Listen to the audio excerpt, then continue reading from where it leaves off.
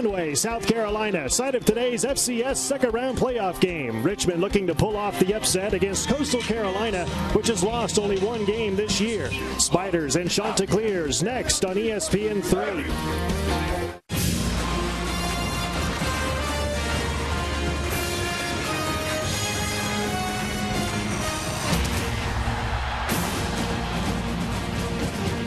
Welcome to the NCAA FCS Football Championship, presented by Northwestern Mutual.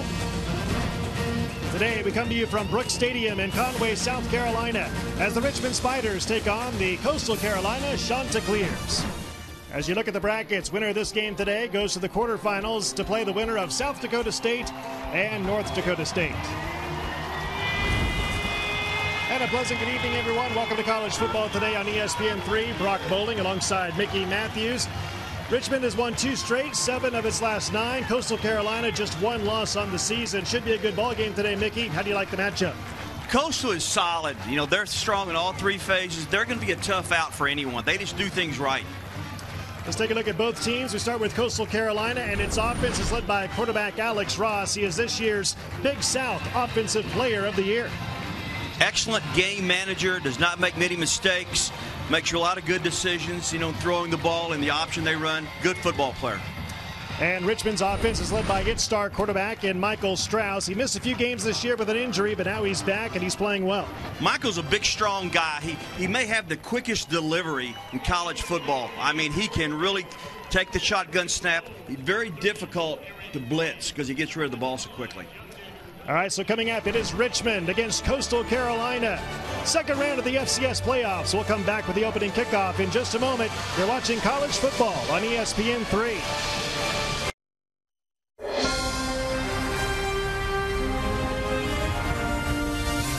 The NCAA FCS Football Championship is presented by Northwestern Mutual.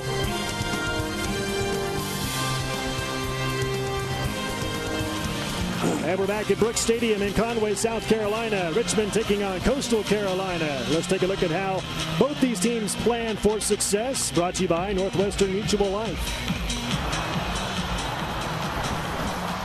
There's no doubt that Richmond has got to, they have 3 great receivers. They got to spread the ball around with those 3 guys, and they've got to limit. Coastal Carolina has a lot of what we call explosive plays where they score from a long way up. They've got to make Coastal earn it.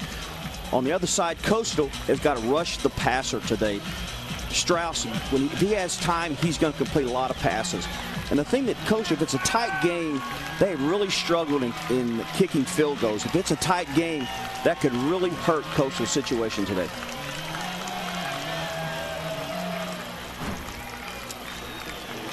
And Coastal Carolina will kick it off to begin this game, going from left to right. Coastal Carolina with a record of 11-1 this year, 4-1 in the Big South. Its only loss came the last time it played 2 weeks ago on this field in the Big South season finale against Liberty. Meanwhile, Richmond is 9-4 on the year, winning over Morgan State last week in the first round to get to the second round action here today in Conway, South Carolina.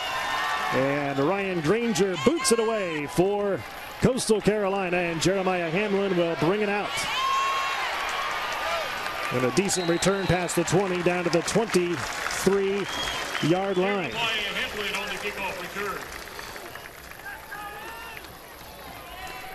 Yeah, they're fortunate to have Michael Strauss here. You know, he was actually ruled at midseason out by the team doctor at Richmond, said he was done for the year, and his family got a second opinion on his leg. And heck, 3 weeks later, he's playing. And he was a little rushy when he first came back in the JMU game, but he really caught fire in the last game against William & Mary in the second half, and I expect he'll play well today. Transfer from Virginia. He's had an outstanding career here at the home of the Spiders at the University of Richmond.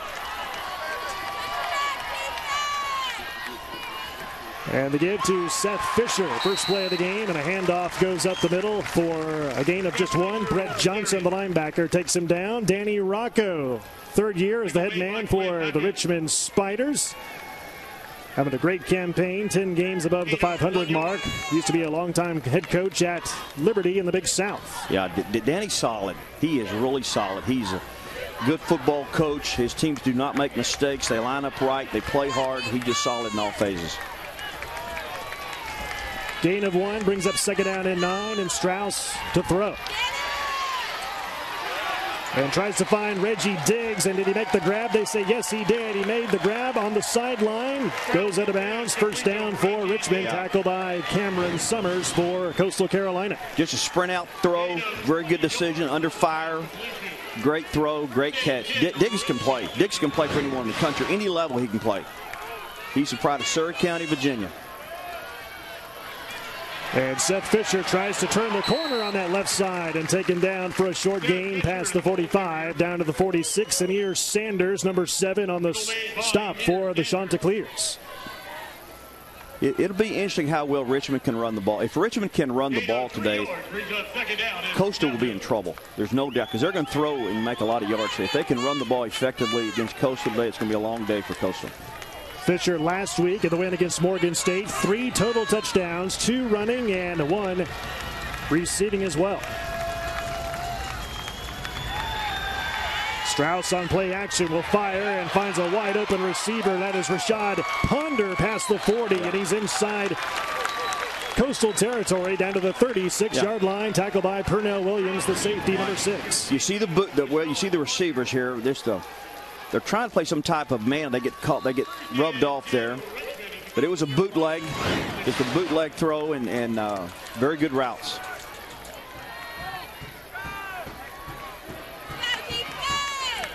On 1st and 10, a play action. Strauss, penalty flag goes down, and he just throws it away. Yeah, and it's incomplete. Yeah, you see the guard pulling out here, just tackles the defensive end for Coastal. This is going to come. This will be a holding call. Very good call by the official. Number 54, 10-yard penalty from the previous spot. Yeah, you see the guard pulling out here for Richmond, and he just tackles the guy. See, I can say good words about Brock. I can say good things about officials. A lot of people don't realize that. All the JMU people listen to this, they've never heard me be nice to officials. I can say good words about them. Not many, but it's a good call.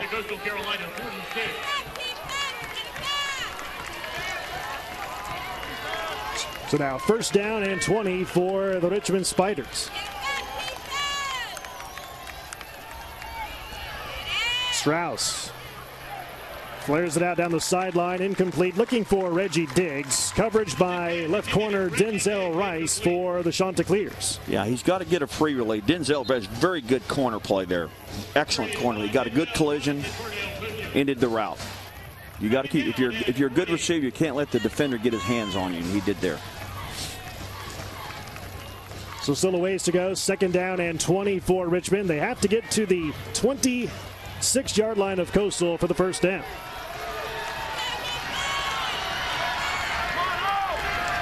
They're checking here. They're checking. Strauss is checking the play.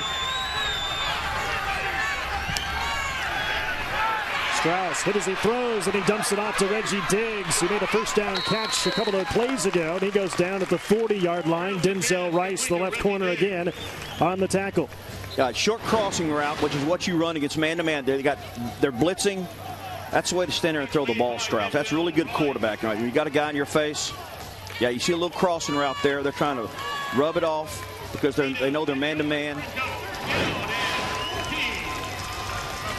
Really impressive by Strauss and Brock Standard throwing the ball like that under fire. That's a very good play.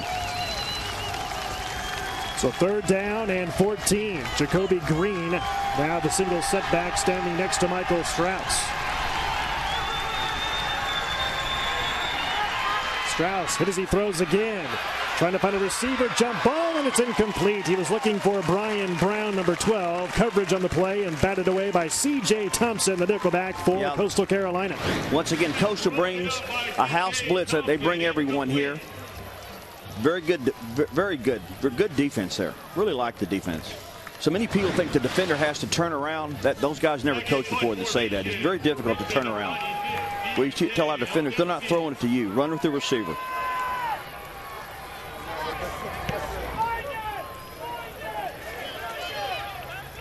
And Coastal Carolina's Zach Silverberg will just let it bounce into the end zone, and this will be a touchback, and Coastal Carolina will have it at its own 20 when we come back. 11:58 remaining opening quarter. Second round action of the FCS playoffs. No score from Conway, South Carolina.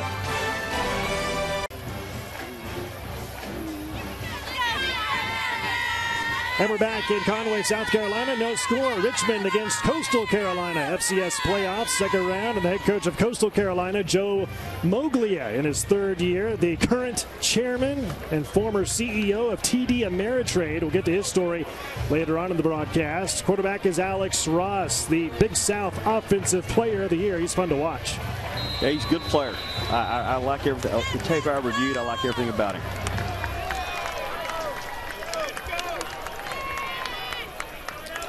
Ross from his own 20. He'll swing it out to D'Angelo Henderson.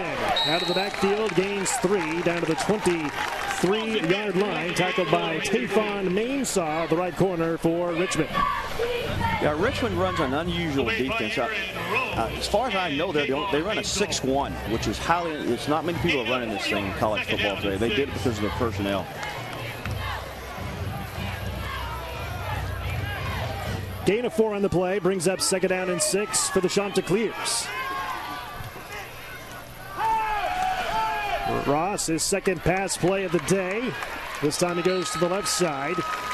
Tackle on the play by Aaron Roan and Tafon Mainsaw of Richmond.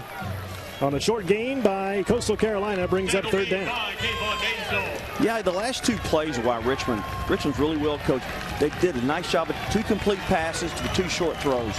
Really good open field tackling by Richmond. That's why they're playing today in December.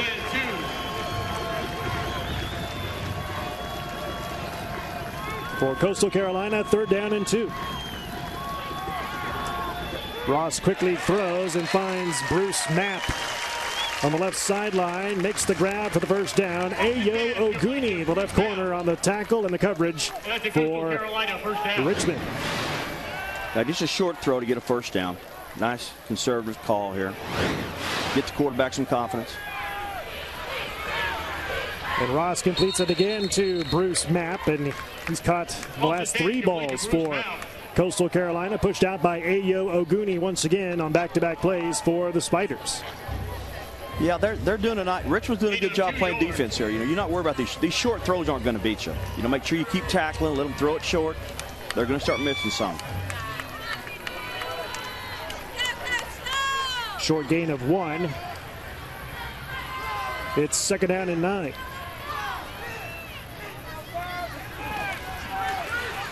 Ross going to air it out, way overthrown and incomplete. He was looking for Tyrell Blanks, number 3, the intended receiver. Coverage by Reggie Barnett, the strong safety, and it looked like Blanks might have fallen down. Yeah, I didn't see it. Reggie's really complaining here. Reggie's from Salem, Virginia. Number 37. 10-yard penalty for the previous spot. Automatic first down. So it is on Reggie Barnett. He's the guilty party with the penalty as he held Tyrell Blanks, number 3 for Coastal Carolina. And that's another Coastal Carolina. All right, I'm looking here. Let's see. No, it's interference. Reggie, your mother would have called that one, Reg. I'm sorry. The give to D'Angelo Henderson. He goes up the middle and gets a short gain down to the 49-yard line. Evan Kelly up front, the defensive tackle, making the stop, number 90 for the Richmond Spiders. Coastal's going to have to run the ball to be successful in this game. They haven't run it much. They haven't even tried here, but they're going to have to run the ball.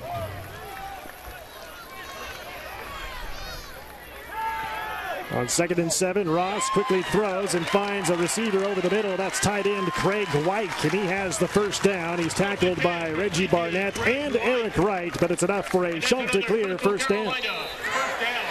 Short throws, kind of a West Coast offense philosophy here early for Coastal, and it's been very effective. You got to stay. If you're coaching defense at Richmond now, you have to be patient.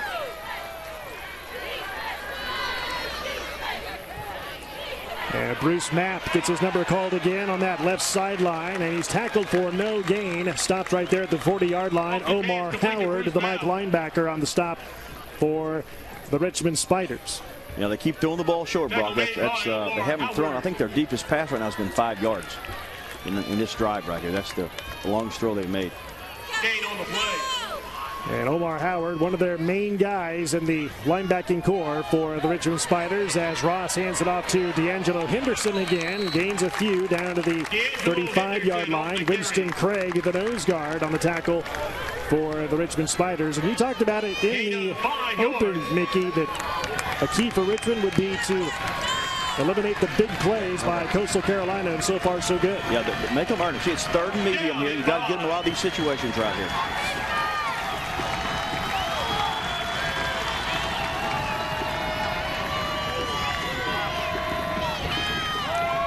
3rd and 5. Ross batted away, incomplete, almost intercepted. That was almost picked off by Trevor Jones, the backup bandit linebacker for the Richmond Spiders. It's incomplete.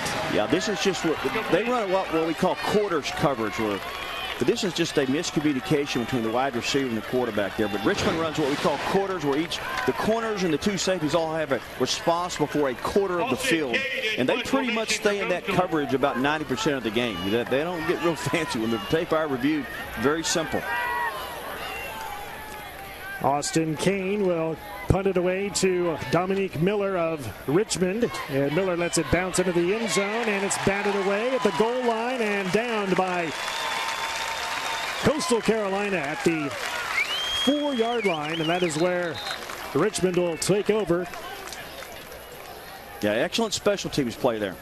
When we come back, timeout on the field, 8:21 to go in the first quarter. Still no score between Coastal Carolina and Richmond.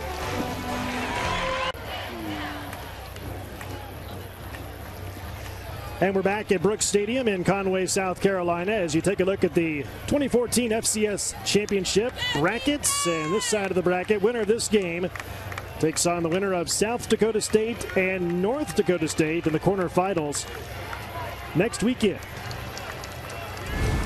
Right now, no score between Richmond and Coastal Carolina. Richmond, with its second offensive series here in the first quarter, no score between Richmond and Coastal Carolina, as the Spiders have it at their own 4-yard line as Jacoby Green gets the carry up the middle. He goes down at the 3-yard line. And Richmond has done very well this year, outscoring their opponents in the first quarter 129 to 43, and 0 points allowed in 7 straight games. That's a coach's dream right there, isn't it? Well, that graphic speaks for itself, how well they prepare for their opponent. That's good. That's not by accident. You know, that's good coaching, good preparation by the Richmond staff.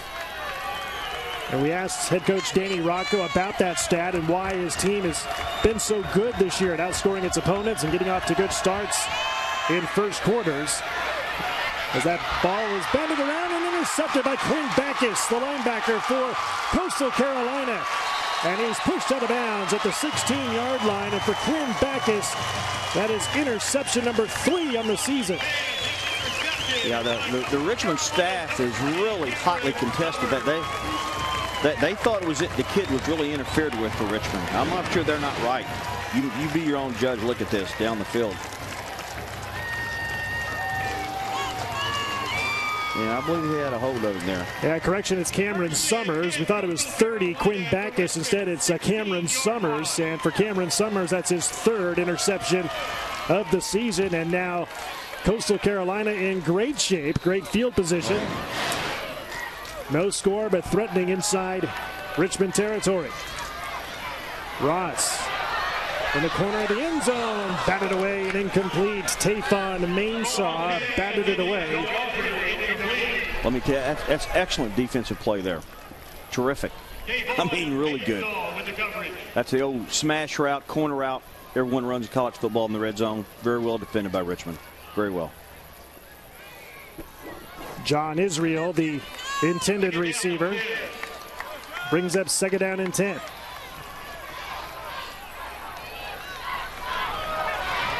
D'Angelo Henderson trying to spin away from the line, and he gets taken down by Omar Howard, the Mike linebacker for Richmond. Now quickly brings up 3rd down and 10 for the Chanticleers. Yeah, right now, Brock, here early in the first quarter, Coastal is really struggling to block Richmond. I mean, they're not even. The Richmond defensive front is dominating here early.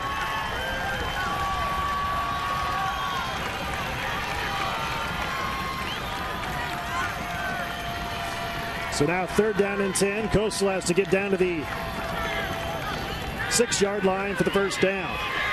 Ross goes into the end zone. Passes incomplete. Looking for Tyrell Blanks. Reggie Barnett, strong safety in on the coverage for Richmond. It brings up 4th down, and just like that, 3 and out. The field goal unit comes on. Terrific defensive stand by the Spiders. And here we go, Brock. Let's see if they can make a field goal. They really struggled against Liberty 2 weeks ago. And a new kicker now this week for Coastal Carolina, Ryan Granger, replacing the original starter, Alex Catron, who has struggled of late. Granger's been a solid backup. He gets the shot. And his field goal is up, and the kick is no good. And the kicking woes continue for Coastal Carolina, and a win on that series for the defense of Richmond. Yeah, had a big turnover. Coastal couldn't not capitalize on it. So about a quarter, more than halfway through, and still no score. Coastal Carolina taking on Richmond. Ryan Granger's miss from chip shot range.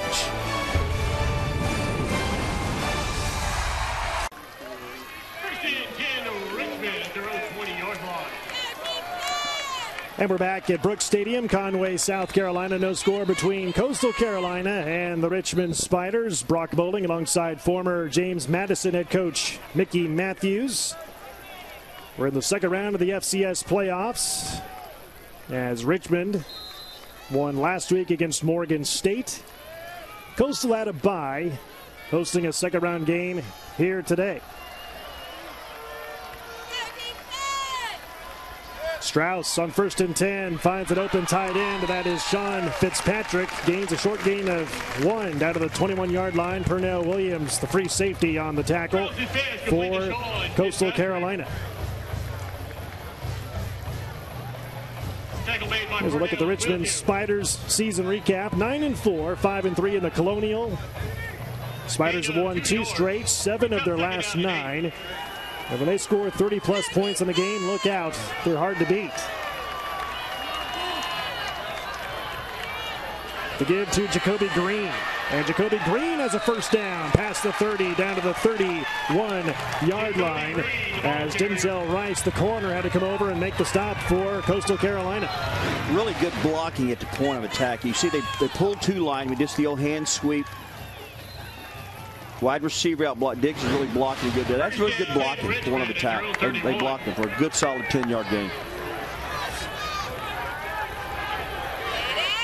Green again lowers that shoulder. And Pernell Williams and Quinn Backus both double team and take him down. Short gain of 2 down to the 33-yard line. Brings up second down and 8. Yeah, they're trying to take a little pressure off Strauss here. Running the ball here a few times, kind of pounding the old Coastal a little bit. See what Coastal can, if they can stop the run. And they need to stop the run. I keep saying that. Coastal needs to stop the run to be in this ball game today. Richmond, several wide receivers on the club. That's their deepest position this year, and that includes the fact that they lost their best receiver, Stephen Barnett, with an injury earlier this season as Ross finds Reggie Diggs again. Another completion to Diggs. He's out of bounds at midfield at the 50, pushed out by Denzel Rice of Coastal Carolina. Diggs is a mismatch, Brock, for any corner. This is a back shoulder throw off play action right here. Micro throws after only the receiver can catch it. He's a big 6'4" guy. I mean, he's one of those guys, when he's covered, he's open. You know, I mean, he's a big guy.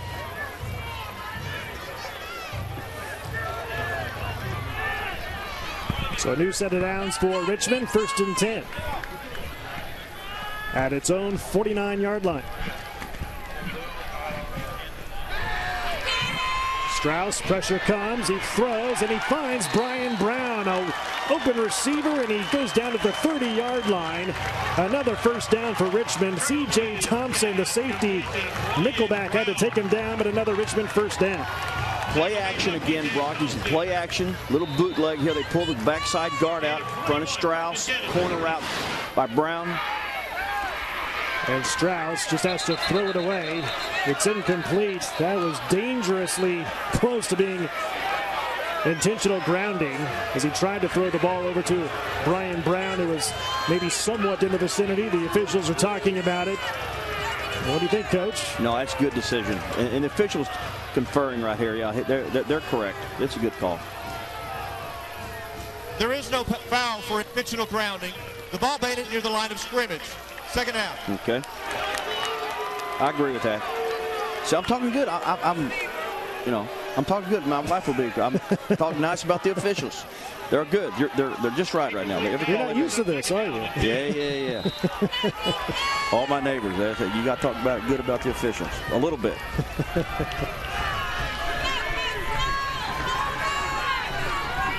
So it brings up second down and 10 from Coastal's own 30-yard line. Here's Strauss to throw again. And leaping grab attempt is dropped and incomplete. Looking for Brian Brown. Coverage by C.J. Thompson, the nickelback for the Chanticleers. The most impressive thing about this, Brock, is the protection. He is forever. But really good coverage by Coastal. That young man, number 4, what's his name? That's really good defense. C.J. Thompson. Yeah, C.J., I'm impressed, partner. Very good play. Uses hands good, Brock. All good.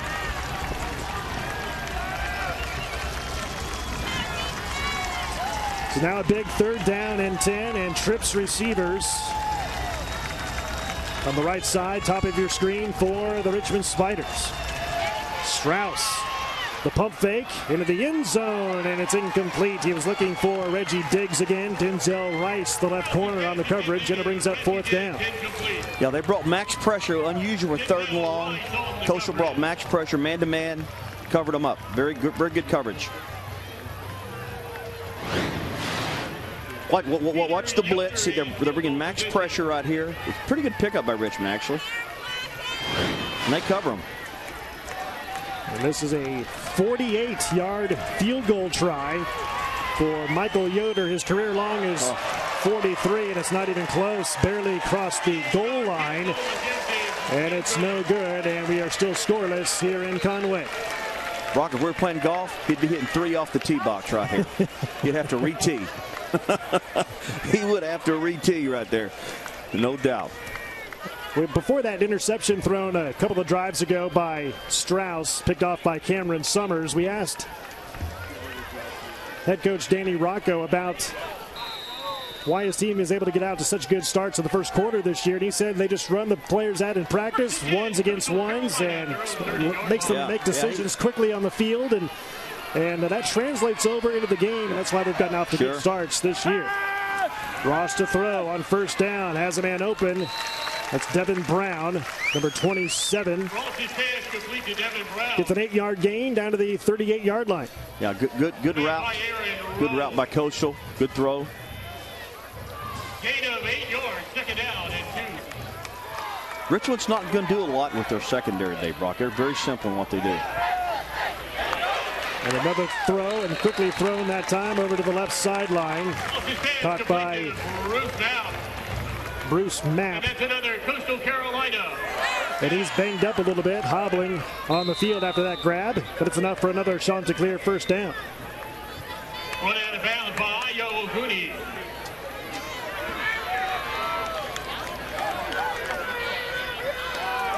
And Ross going to keep it himself. Known for his arm, also known for his legs, and he runs his way over past the first down marker across the 45. Well, they say he's down right at the 45-yard line, so a yard shy of the first down. Brandon Waller, the stop up front for the Spiders. Yeah, that gives a simple quarterback power. That was a called quarterback run. And they sneak it ahead across the 45 to the 46, and it's enough for a Chanticleer first down. Brock said Chanticleer. Is that Chanticleer? Chanticleer. That sounds like something I say when I hit it in the rough. Chanticleer. So a new set of downs for Coastal Carolina. 1st and 10 inside Richmond territory. Ross, that ball deflected and incomplete. Yeah. He was looking for Alex Sweet Jr., one of his receivers. That ball batted away. Incomplete, brings up second down and 10. What they're doing, Brock, they're running against this quarter coverage, I keep calling it. They're finding the dead spots in the zone against Richmond. That's what they're completing a lot of these passes.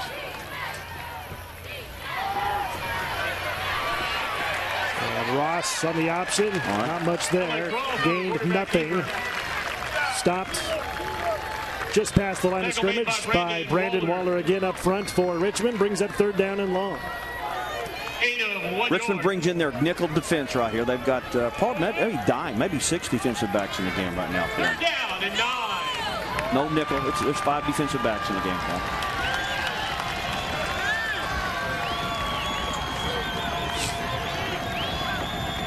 Third and 9 for Coastal. Here's Ross. Hit as he throws. Ball is caught somehow on the left sideline by Bruce Mapp of Coastal Carolina. He holds it in for a 1st down. Yeah, it's unusual, Brock. They brought full pressure here on 3rd and long, which is unusual. That's why you don't want to have the defender turn around. See, when he turned around, there was separation between he and the receiver. And that's what you don't want. You want to run with him. Mapp, a sophomore from Philadelphia, Pennsylvania. New set of downs for Coastal. They give it to Oshamar Abercrombie. Up the middle for a few inside the 15 down to the 14-yard line. Brings up 2nd down for the Chanticleers. Tackled by Eric Wright, linebacker for Richmond. Coastal's speeding it up their operation time there. They're going lots quicker than they were early in the game.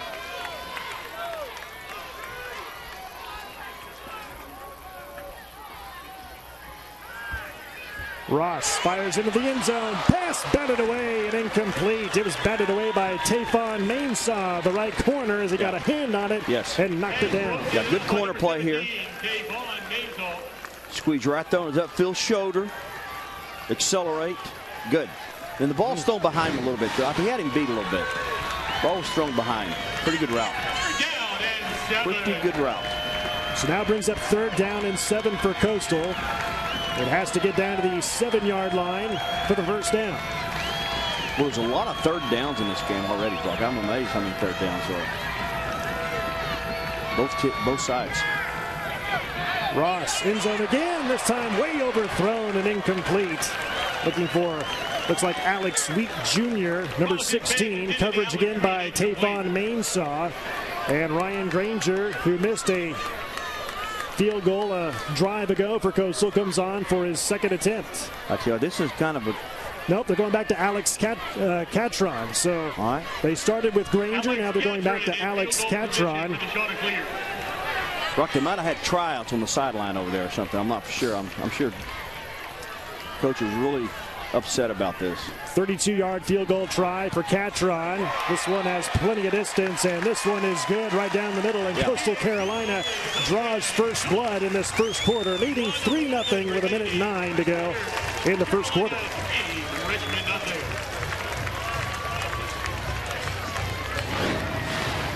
Now, good snap. If you hit that right down the middle. Yes, sir. Nice kick, baby. There you go. Get confidence by doing things right. You can't buy it downtown. You got to do things right to get confidence. The 2014 NCAA Division I Football Championship continues next weekend with quarterfinal games on December 13th. All games will be on the Watch ESPN app and ESPN3.com. For more information, go to NCAA.com, the official online home for all 89 NCAA championships. There is Danny Rocco, head coach for the Richmond Spiders, and he comes from a great football family. His dad is a former assistant coach for Joe Paterno at Penn State. And Danny also the former head coach at Liberty for a few years from 2006 to 2011. He's been a head coach for 9 seasons, Mickey, and he's never had a losing season. No, he's good. I've recruited against Danny, coached against him, have tremendous amount of respect. Plus, he's just a good person. He's solid as a rock. I'm telling you, he's honest as the day is long. Good for kids, good for the game. Jeremiah Hamlin from his own goal line for Richmond returns it and breaks a couple of tackles and nearly broke it all the way. Penalty flag comes in. He goes down just past the 25-yard line. C.J. Thompson, the nickelback, took him down on special teams. And they've got a hold coming up here against Richmond, which is going to you know, really the thing that's hurt Richmond here. Block in the back. Number 35 of the receiving team. 10-yard penalty from the spot of the foul. First down, Richmond.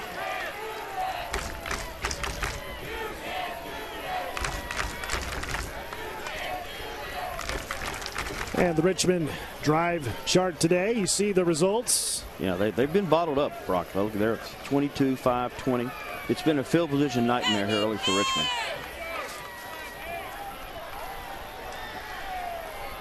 First and 10, Richmond at their own 16. So the 7-game first quarter streak of Richmond not allowing points in the first quarter has come to an end. And now Richmond trailing 3-0. Back on offense for the third time in this quarter as Strauss will quickly throw it to Reggie Diggs. You like this kid, don't you, Coach? He's a big mismatch for the opposing team. He and Brian Brown both are. I mean, look, those guys are big guys. You look down on the field, they look like they're 6'6" down there against some of the Coastal corners. Now inside of a minute to go with a defensive-minded first quarter so far for the most part. Brock, I know because we tried to recruit both of them hard at James Madison. We wanted both of them very badly. They are good players. And Seth Fisher gets enough for the first down. He's tackled by Quinn Backus for Coastal Carolina. Quinn Backus, the 3-time Big South Defensive Player of the Year, and he's led the entire conference 3 straight years in total tackles. He's just an active player, Brock. The tape I reviewed, he's sideline to sideline. And what I like, he plays with a lot of confidence. He just plays with a lot of confidence on defense.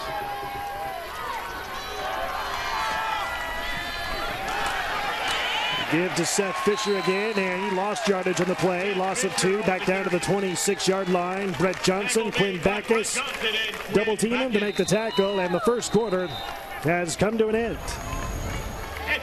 The difference in the game, Alex Catron's field goal, 3-0 Coastal Carolina into the first quarter.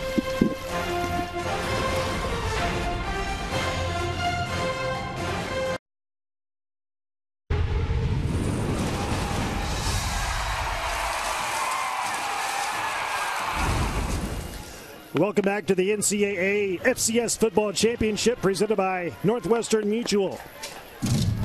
And so far, the story of this game, miscues by both teams, Mickey, in the first quarter. Yeah, big interception. It did not lead to any points for Coastal. It was a big miscue. Missed field goal by Ryan Granger. Then another missed field goal by Richmond and Michael Yoder. Finally, a field goal made by Alex Catron, the original starting kicker for Coastal Carolina. That's the difference in the game. 3-0 Coastal with a lead. And Strauss hit as he throws. It's incomplete, looking for Reggie Diggs, and Strauss got popped in the backfield. Incomplete, brings up second down. Yeah, he really takes a shot here. Yeah, that's a big-time shot there.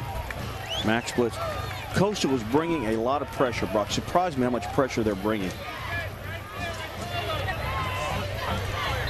And as we say, Brock, if you can't pick it up, we're going to keep coming. You better block it. If we get free rushers, we're going to keep blitzing. Right now, they're having a hard time picking everything up they're bringing.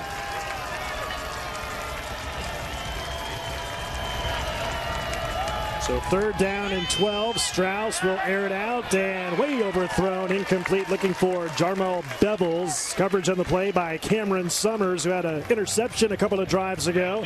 Incomplete, brings up fourth down, and the punting unit comes on for Richmond. Yeah, they brought pressure every time. Richmond's really struggling to pick up the pressure of Coastal. Doing a nice job. So DJ Helkowski will punt it away for Richmond, standing at his own 12. Left-footed punter. This one's a high punt and a fair catch. Signal made by Coastal and Zach Silverberg. And Coastal Carolina has decent field position with its next possession coming at its own 34-yard line on the next drive. There you take a look at the game trends, Coach. One turnover, a couple of missed field goals, a few penalties, and third downs. We've seen a lot of them so far, but not much conversion thus far. That's a lot of third downs for one quarter. That's a lot of third downs. Coastal has enjoyed the best in the field position right now. Richmond is really struggling with their field position. Starting place.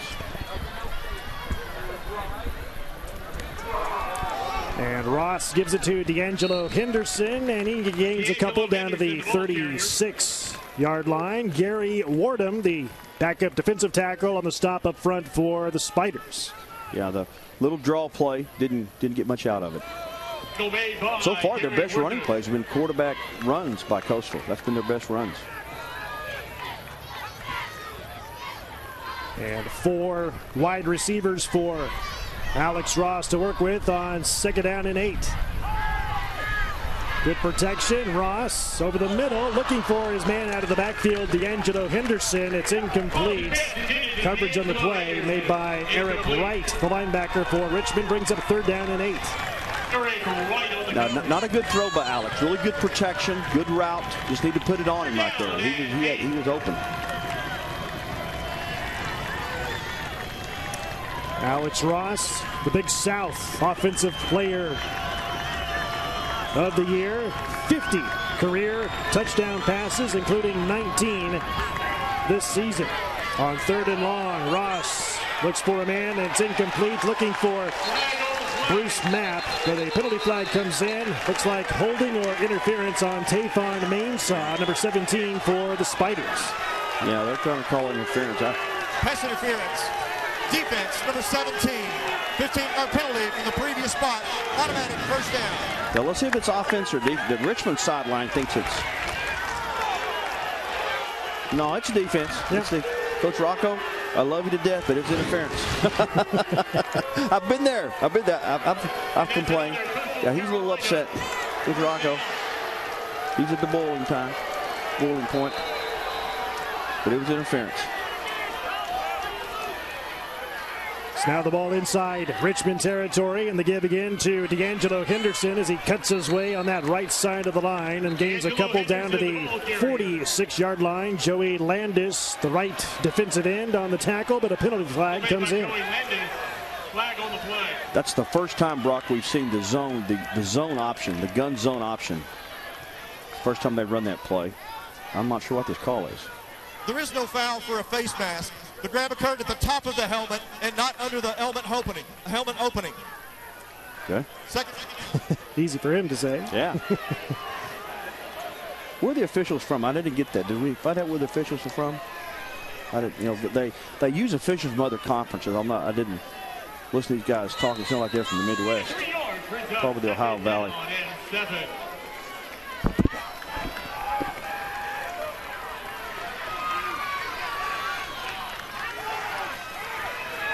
Ross finds Tyrell Blanks, and Blanks is tripped up, tackled by Aaron Rohn, the Will linebacker bandit back for Richmond, and it's enough for a 1st down for Coastal. Probably Alex Ross' best throw of the game. He could, from the right hash mark, to throw an out route like the very good. That's really on the money. Had some RPMs on the throw. Really good throw. Ross, quarterback, a junior from Alpharetta, Georgia. Having a good season so far this season. He's passed for over 3,000 yards in 2014. And going deep down the seam, ball up in the air, batted away and incomplete. Tayfon Mainsaw got a hand on it. The intended receiver was John Israel, number 19. Yeah, play action. They faked the zone read. Throwing the post cut. They've got 2 receivers in the same spot there. Someone busted a route for Coastal. I'm not sure who it was. Mainsaw has been very active today. How many balls has he batted away? Yeah, really, yeah. They had 2 receivers in the. You shouldn't have 2 receivers in the same spot down there on the play action like that. Ross on 2nd and 10 finds a man down to the 25-yard line. That is Bruce Mapp once again, and he's tackled by Omar Howard of Richmond. Finding the dead spot, Brock, in the zone right there. That was quarters. Well, I keep saying quarters. Shear went down, ran a curl route right in the dead area. Good read by the receiver and the quarterback. Excellent. And Ross keeps it himself. Yeah. Turns the corner inside the 15 and goes inside the 10-yard line before he's forced out of bounds by Justin Grant, the free safety. Good play by Alex Ross. Watch the zone. He's reading the zone read right here. He's reading it. In takes the dive. He keeps it. Excellent. Excellent play. Ross has executed the last 3 or 4 plays the best he's done the whole game. And Ross keeps it himself again. Game tackled as he was stopped. Forward progress down to the 8-yard line. It's goal to go for Coastal Carolina. Justin Williamson, number 55, on the tackle. First man there for the Richmond Spiders. That was the same play back to back. They ran exactly the same play. He kept the ball both times. Richmond defended it much better the second time. Second and goal from the 7. Line of scrimmage, the 7, so second down and goal to go from the 7.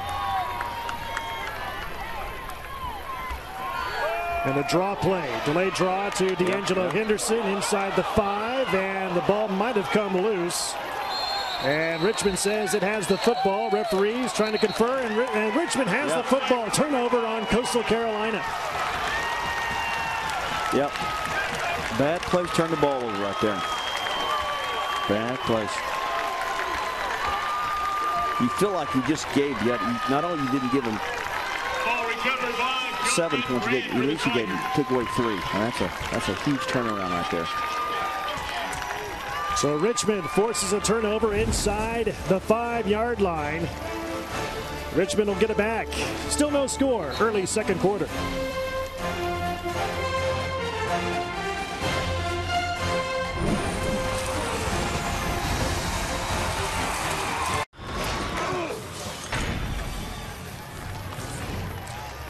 And we're back in Conway, South Carolina. Here's a look at the 2014 FCS Championship brackets. And New Hampshire currently taking on Fordham on ESPN3. Chattanooga taking on Indiana State. There you see the bottom half of that top portion of the bracket. Illinois State, the 5 seed. Eastern Washington is the 4 seed. Richmond gets the ball back after forcing a turnover on Coastal Carolina on the last drive. From its own 4-yard line, Seth Fisher. He's stopped for a 1-yard gain down to the 5. Current scores from some of those games. Chattanooga at home leading Indiana State by a touchdown. Top seed New Hampshire, no problem, ahead of Fordham in the second quarter.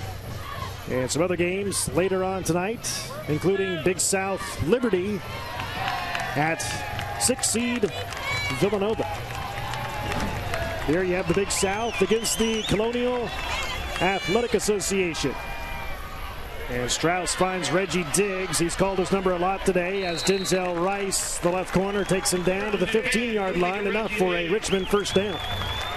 Denzel Rice with the tackle. Diggs is limping off here.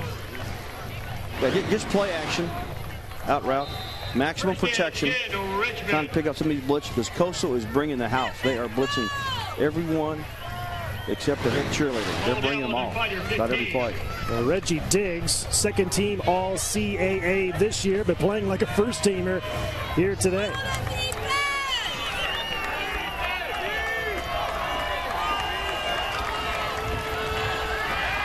On play action, Strauss. High thrown ball, batted away, incomplete. Penalty flag comes in. The intended receiver, Brian Brown. He was interfered with by Cameron Summers, the right corner. They'll call interference on Summers. Yeah, this was play at max protection, throw the post. He had him beat badly. The ball was actually a little underthrown, and Brown had to come back and try to get it, and that's when the interference occurred. Here's the foul for defensive pass interference. Second down. Well, they say there is no foul for defensive pass interference, so it's just an incomplete pass and brings up second down and 10.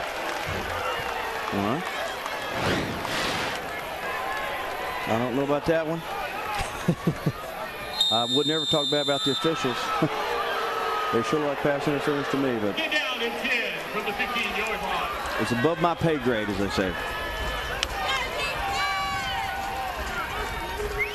So second down and 10, Jacoby Green goes to the right side, forced out of bounds by Denzel Rice along with Quinn Backus.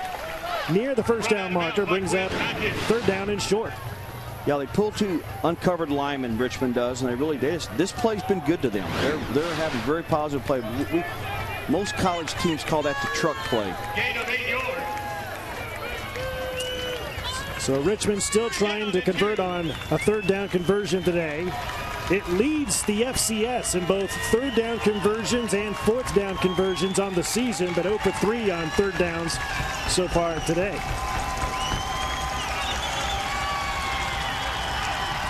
Third and 2. Strauss gives to Fisher.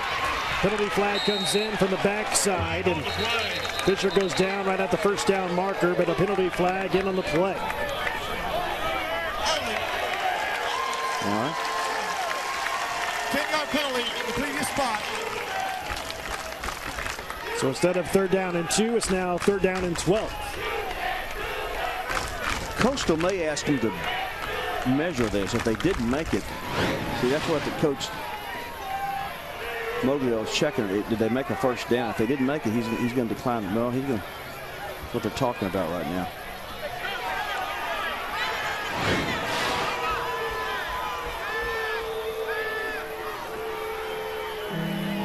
Danny Rocco. Yeah, Danny doesn't trying to get an explanation. I don't know why he doesn't like it.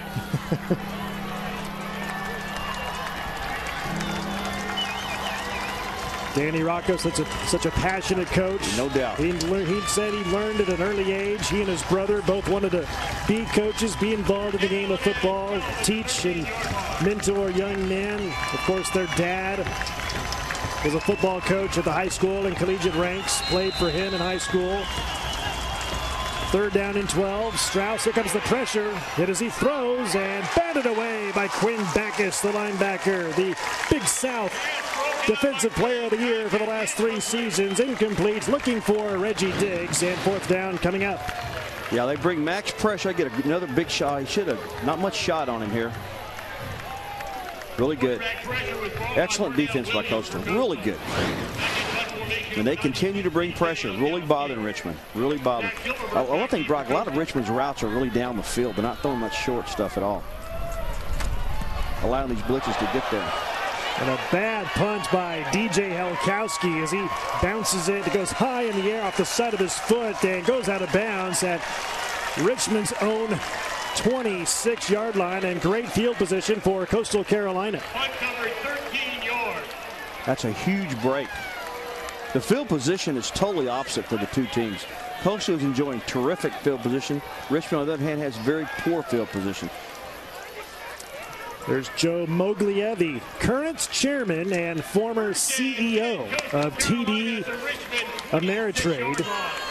And his team so far today, a punt, made field goal, missed field goal, a fumble, trying to get on the board with a touchdown here, leading 3-0 as they give it to D'Angelo Henderson, and he plows his way over to the 20-yard line, pickup of 6 on the play.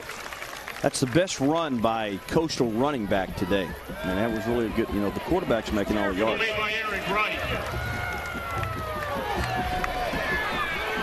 And Henderson again trying to find a hole to go through, and looks like Adam Farley's helmet came off for Richmond. He'll run off the field, has to sit out one play as Henderson moves the pile forward just a little bit more down to the 21-yard line.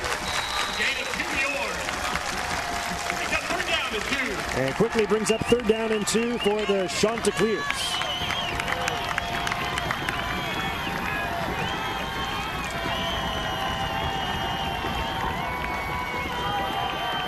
This time it's Oshamar Abercrombie, and Oshamar inside the 15. He's got the first down to the 13-yard line, and a new set of downs coming up for Coastal Carolina. Eric Wright, the linebacker, on the stop for Richmond. Yeah, good push up front here, Brock. What's the push by the offensive line of Coastal? Good push. Had Richmond on the heels a little bit there. And Abercrombie again. Back-to-back carries for Oshamar Abercrombie, and he gets down inside of the 10-yard line, getting closer and closer to the goal line. Deshaun Holmes, Will linebacker, on the stop for the Spiders. Good first down yardage. That's what they did the series prior to this. 2nd and 5. Ross to the end zone, passes caught. No, they say dropped, incomplete. He did not hang on throughout the process of the pass, as the pass intended for Bruce Knapp. Coverage by that man again, Tafon Mainsaw of the Spiders. This is terrific, Brock. This guy, he pulls it out. Now just keep, that's what you teach your corners to do. Don't give up on it. Don't give up on it. Get your hand in there and yank it out. 3rd down and 5 from the 9-yard line. So 3rd down and 5. Coastal has to get down to the 4-yard line for a first down. Ross will go into the end zone. Pass is overthrown and incomplete. Looking for his tight end, Craig White. Coverage by Ayo Oguni, the left corner for Richmond, and it brings up 4th down. Really good red zone defense there. Secondary play by Richmond. That's really excellent. I mean, there was no one open. They had them all covered. Alex Catron Ross just threw the ball away. So Alex Catron, 1 for 1 on field goals today. He made a 32-yarder a couple of drives ago. This one's from 27 yards away. Plenty of distance, very high. Hits the scoreboard, and the kick is good, and Coastal has a 6-point lead. Great stand by the Richmond defense there. Great stand. So a timeout on the field, 8:03 remaining in the second quarter. It's been all Alex Catron. He has a couple of field goals to give Coastal a 6-0 lead.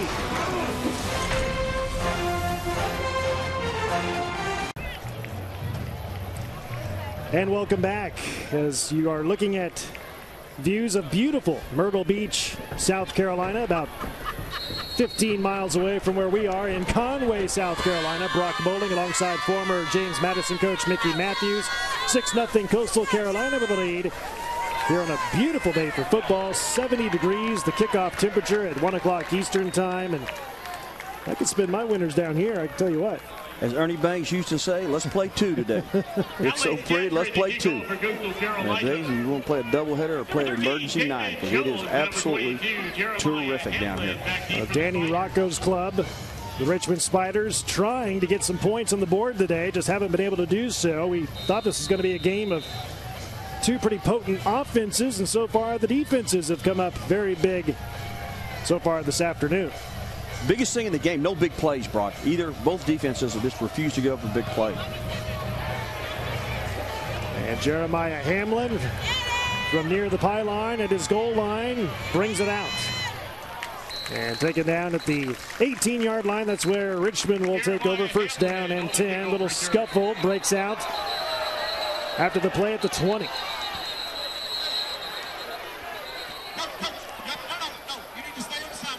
No flags thrown, just a bunch of whistles and people saying, get back to your own sideline. It's a great kick. I don't know what the problem was here. Number 84 and 84 for Richmond. Upset. And 40 for Coastal. Just children. Just children. No fisticuffs, just a lot of talking. There's Michael Strauss, transfer from Virginia. And he came to Richmond because the Virginia staff went in a new direction, had Michael Rocco be the starter. So Strauss transferred to Richmond, and then a year later, Danny Rocco's nephew, Michael Rocco, he got pulled as the starter at Virginia. He also transferred to Richmond. Now the competition is reunited, Strauss and Michael Rocco. And they've been good friends, but also good competitors at the quarterback spot. And Danny Rocco has 2 good quarterbacks to choose from, but he's going with Strauss for the majority of this season. To give to Jacoby Green. And Green across the 25-yard line goes down there for a short gain. Pernell Williams, the free safety, on the stop for Coastal Carolina. Yeah, that'll be 3rd and 3. They need to convert this. They need to convert. Have they converted one yet? I don't think they have they? Did they convert one? Not yet. Nope. Yeah, they haven't. They need to convert some 3rd downs right here. Your offensive stats, Brock, are not going to look good unless you have 3rd down conversions because you don't stay out there long enough. That's the third string quarterback, David Broadus, number 14 in there. He'll play once in a while. He's going to carry it himself, little wildcat formation, and he's got the first down past the 30-yard line down to the 32, tackled by Leroy Cummings of Coastal Carolina. Yeah, terrific. It's what we call the power read. Long motion right here. They run the power, block the power. Very good. Very good third and short play. I call that the NCAA play. Everyone in the college football runs that play today. Very good. And that's the first time that Richmond has converted on third down today. It leads the nation in third down conversions at just over 54% this year. Here's Strauss. Hit as he throws. High throw, incomplete. Looking for Rashad Ponder, the wide receiver. Coverage by Cameron Summers and Pernell Williams. What's happening, Brock, is all this play action takes a long time to develop. And Coastal's taking advantage of it by bringing this pressure and getting a lot of hits on Michael Strauss. You know, he's not getting hit when he just drop back throws. On his play actions when he's taking all his hits. And that was a poor throw. That was not very good. So Strauss back in there. He injured his ankle after he threw an interception a few games ago and injured it trying to make a tackle after he threw the pick. Missed 4 games. Doctors thought he was going to be out the whole rest of the season, and he came back much more quickly than anticipated and threw 4 touchdown passes last week in the win over Morgan State in the first round in the FBS playoffs. Now the Coastal defensive front, they just don't block them. They really they rush the passer terrific there. Not much protection there. All quarterbacks look the same, Brock, without good protection. They look like they're on their back. They look like and their Strauss is on his back. So for Richmond, third down and 10. And a trips formation at the bottom of your screen, the right side for the Spiders. Strauss hit as he throws, got hit in the legs area, and it's incomplete. Looking for Jamal Bevel's. Coverage by Pernell Williams. The safety brings up fourth down. Strauss's pass intended and Jamal Bevel's incomplete. Nothing very short, just really the ball's thrown down the field a long time. Those routes take a long time to develop, and Coastal's taking advantage of it by really bringing a lot of max pressure and getting a lot of hits on Michael Strauss. A lot of hits. DJ Helkowski had a very bad punt a moment ago, a drive ago. This one much better. It's caught by Zach Silverberg, and he goes nowhere. Maybe a 1-yard gain on the return to the 35-yard line. That's where Coastal Carolina will take over with 5:38 remaining in the second quarter. Defense dominating this one, still 6-0 Coastal Carolina with the lead.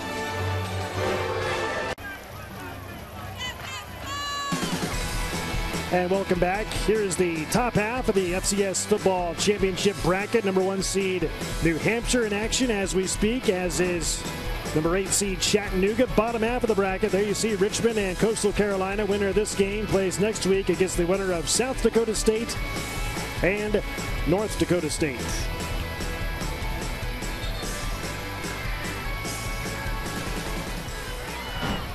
Brock Bowling alongside former James Madison head coach Mickey Matthews. 6-0 Coastal Carolina with the lead.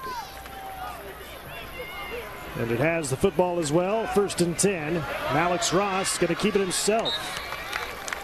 Bangs his way forward down to the 39-yard line. Tackled by Sean Ryan, backup linebacker for the Richmond Spiders, number 52.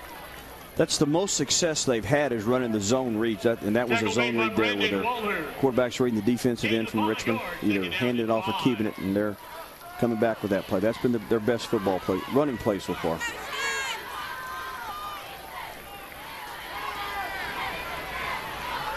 Ross, low throw. Pass incomplete.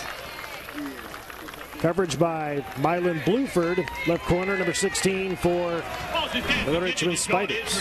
Here's an updated scoreboard for you. Number 8 seed Chattanooga leading Indiana State. Number 1 seed New Hampshire, so far no problem with Fordham. Illinois State, an early lead on Northern Iowa.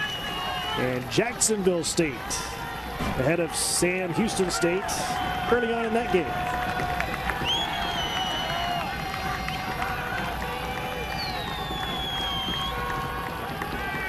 On 3rd and 5, Ross. Overthrown and incomplete. Looking for John Israel, his intended receiver. Mylan Bluford, the left corner, on the coverage for the Spiders. Yeah, had him open. Just overthrew it. He's got 2 good steps. He needs to put a little more air into the ball. A little more air under it. Needed to throw a 7-iron and do a 2-iron. So Austin Kane will punt it away at his own 25. Kind of a line drive kick, and Dominique Miller will let it bounce inside, and it's down inside the 10-yard line by Coastal Carolina. Yeah, I needed to field this ball. That's a big mistake by the Richmond return man. You never let the ball hit the ground. Okay, here, down to football, and once the again, 10-yard line. 1st and 10, Richmond on their own 10.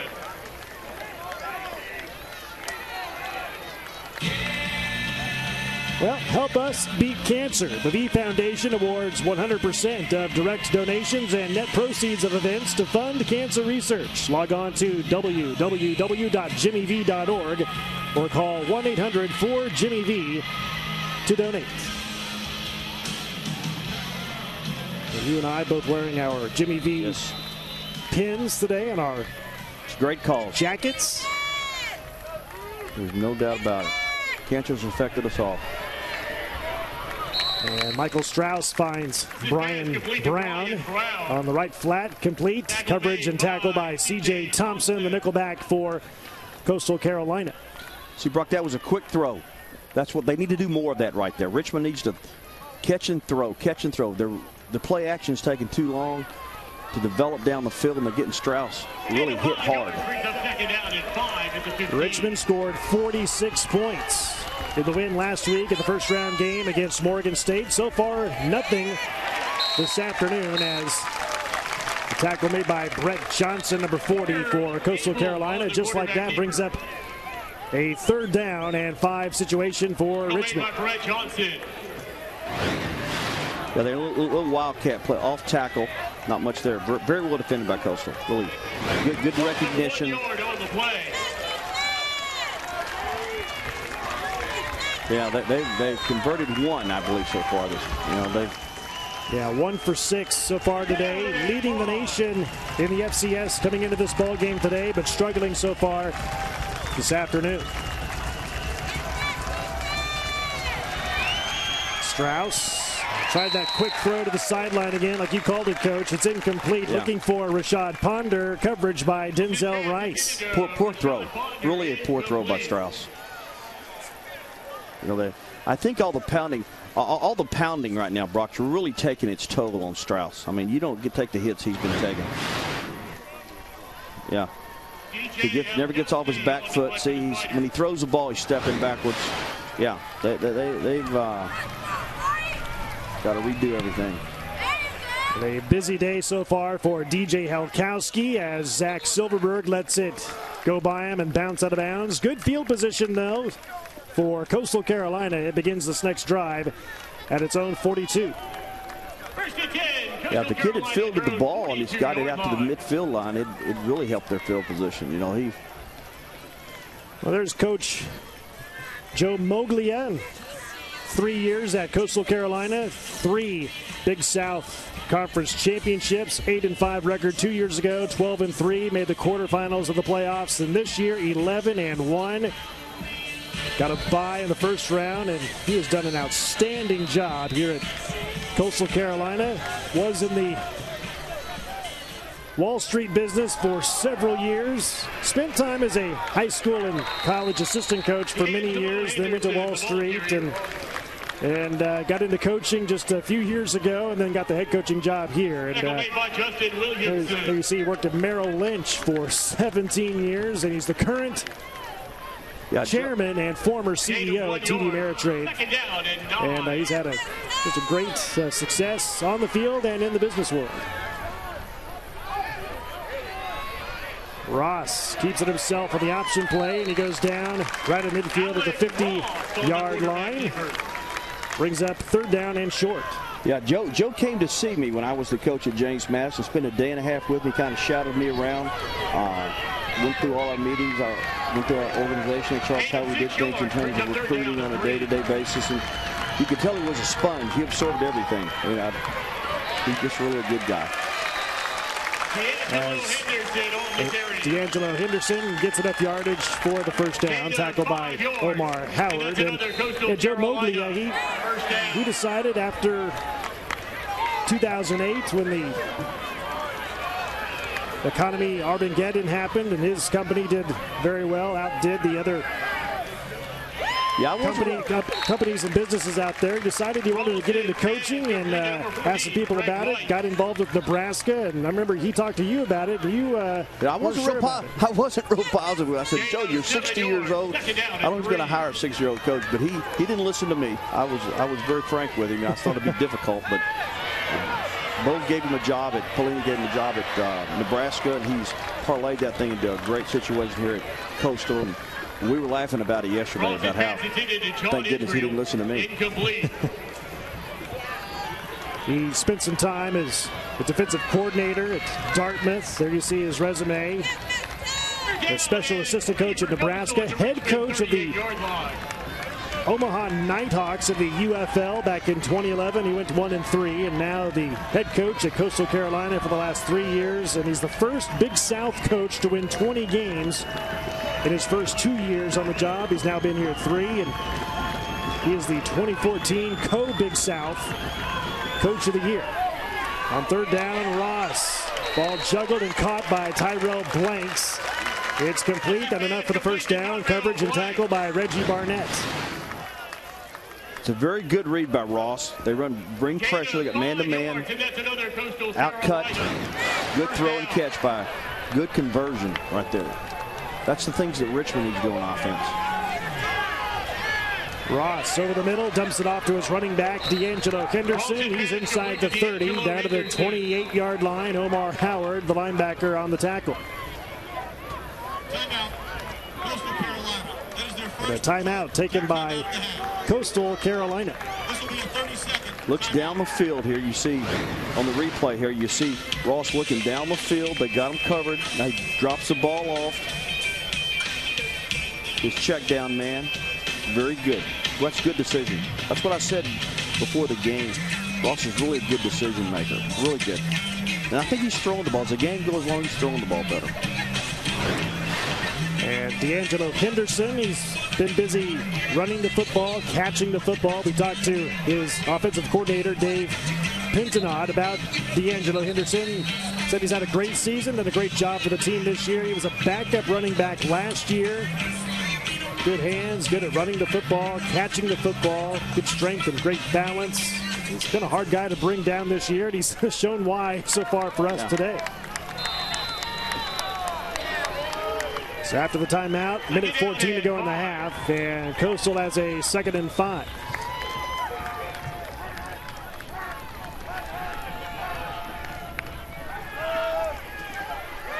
Ross. And it's intercepted and dropped, they say. Dropped by Reggie Barnett. It's incomplete. Had it in the breadbasket, just couldn't hang on. We used to tell our defensive back, God doesn't send a mini. When he throws you one, you got to catch it. That really hurts your football team when you drop an interception. He just drops this one. You've got to catch him. He does not going to send many our way. When he sends one to you, got to catch it. That's a big drop right there for the Richmond defense.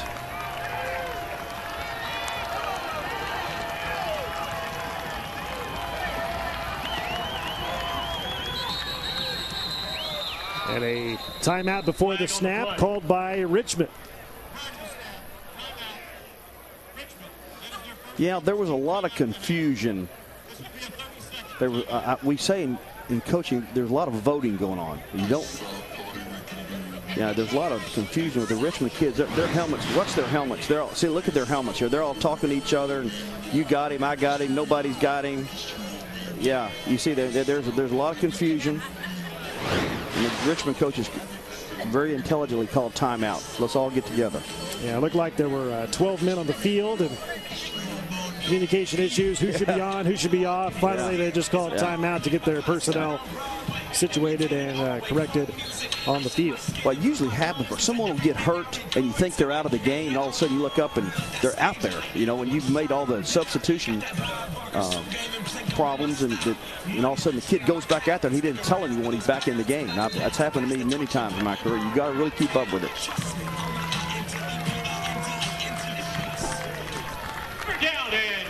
So 3rd down and 5 for Coastal Carolina. 1:06 to go in the 2nd quarter.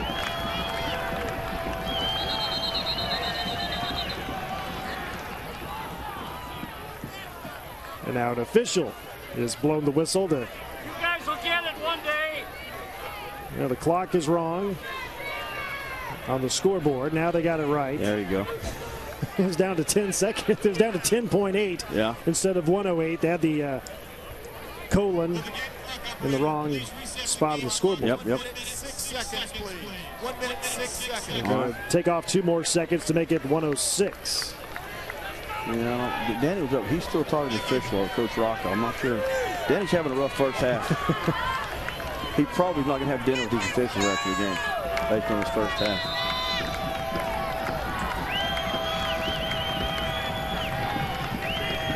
5 wide receivers for Ross to choose from, and he finds Alex Wheat Jr., and he has it up for the 1st down. Goes down at the 17-yard line, tackled by Justin Grant. Stop the clock to move the chains. They motioned to empty formation where there's no backs in the backfield to get a feel for what the coverage was. When they saw it was man-to-man, it immediately went weak with the throw. It was a very good decision by the quarterback. And they give to D'Angelo Henderson, and Henderson fights his way down to the 13-yard line. Timeout taken by Coastal Carolina with 38 seconds remaining in the first half. That's the zone read. That's their best play right now. That's probably by far their best running play. You see, watch him take a shotgun snap. He's reading the defensive end for Richmond. Watch out. See, he's reading right there, and he hands the ball off.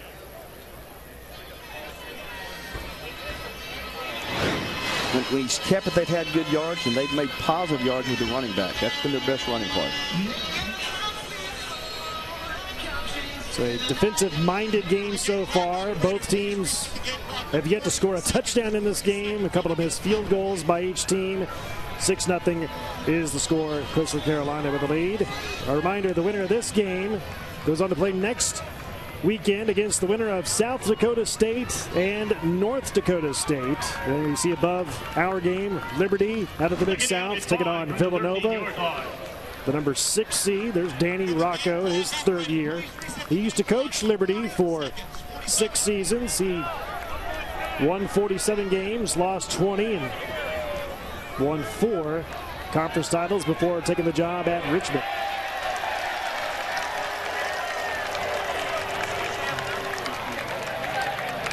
Yeah, they're having clock issues again on the scoreboard. It was showing 20 minutes. Now it's showing 40 seconds.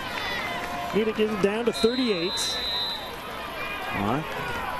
Coach has one more timeout left. That's a big thing right now. How many timeouts do you have left?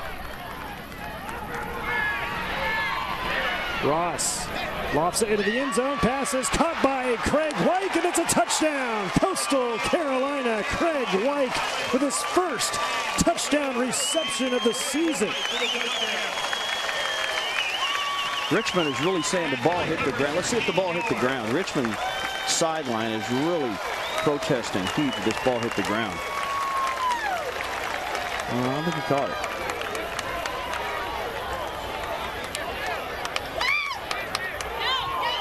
And I'm not for sure if we have replay or not. Do we have replay? Yeah, we do. Okay, let's.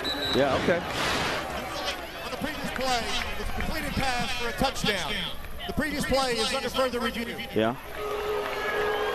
Well, that's good. They're going to look at it. I'm not sure they can tell much about it.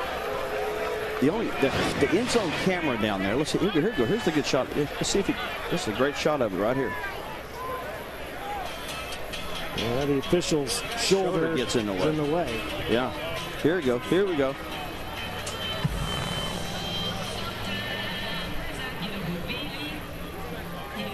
Right don't think he caught it. I don't know what that infamous Brock. Is there enough there to turn it around? But I don't. I think the ball hits the ground right here. Yeah, the ball's out. The ball is out. Now the official can make what call he wants to make, but the ball is out. The ball is definitely out.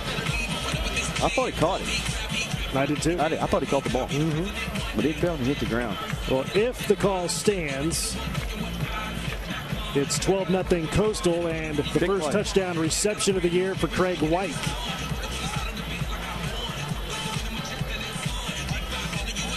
The coach, he's wearing one of those black forearm bands, and it's dark, and the shadow is dark. So it's kind of tough to see if that ball actually hits the ground. No doubt.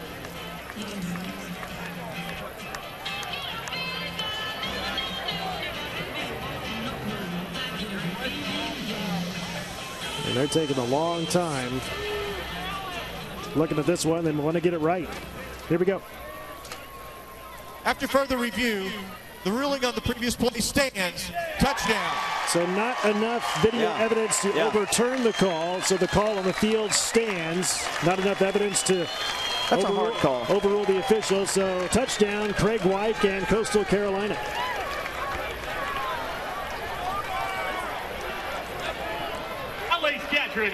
So the first touchdown reception of the year for Craig White. And now they are lined up to go for one. Now they're going to go for two.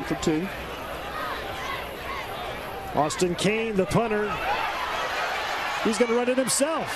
And he scores. 2-point conversion for Coastal Carolina by the punter and the holder, Austin Kane. How about that? How about that?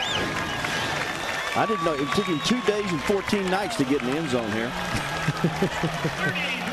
He's in, though.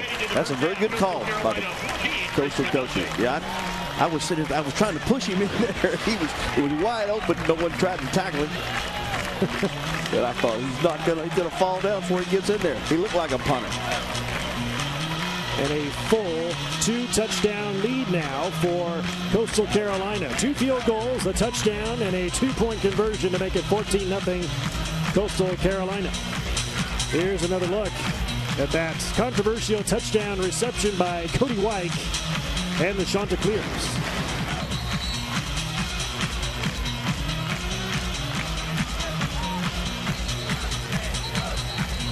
Yes, it's tough to see, Coach. You can't see the one. This is the one right here. The ball's out. Well, I don't know. I tell you what, it's close. It's close, and I'm sure that's what the guy said. You know, he couldn't see enough evidence there turning around. That's right. But he's wearing that black armband, which is exactly dark. Right. You're exactly right. The shadow is dark, and it looks like he might have cradled it under it. Hard to say. Then again, not enough evidence to overturn the call on the field. Yeah.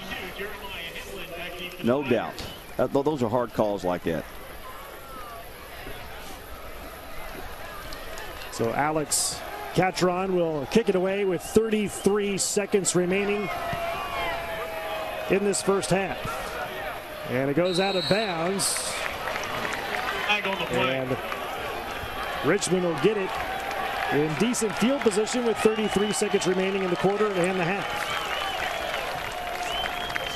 Yeah, this is always a tough call. You've got 2 timeouts left. You get to 35. I'm sure they're going to air it out here a little bit. I know Danny. He's never been bashful.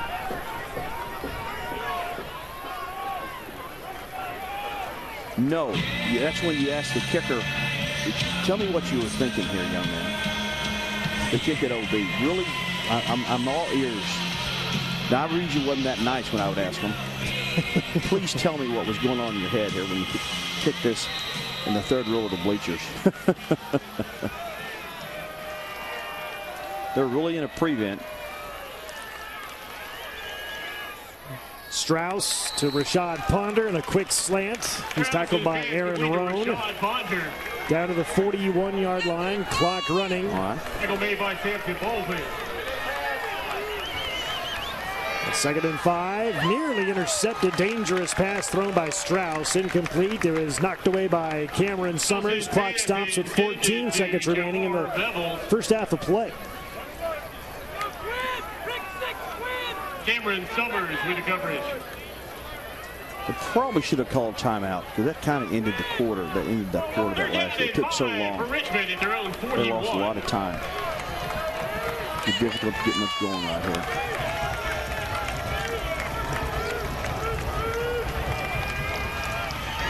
Strauss over the middle on the crossing pattern finds Rashad Ponder. He has the first down. That'll stop the clock momentarily to move the chains. 8 seconds to go in the half. Samson Baldwin, the right corner, on the tackle. Good crawl.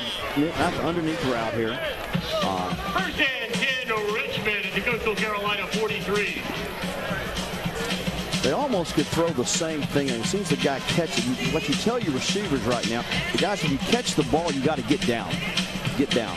You know, because they're going to, as soon as you go, they're going to stop the clock. You can always try to throw it, a sideline throw, but they should be, Coastal's probably protecting the sidelines pretty good right here, because they know that. But you got a timeout left. Yeah, you have a timeout left, is that correct? 2. They're saying 1 on the scoreboard. Actually, yeah, I think it is just 1 because they called a timeout with the 12 men on the field trying to get out of. Yeah. You got a timeout left here. But definitely, if you catch the ball over the middle, you can't try. You don't want to make y'all. We just want to try to field goal here. We just want an attempt. Now they may go for all the gusto here. I'm not sure what. First and 10 Richmond at the Coastal 43.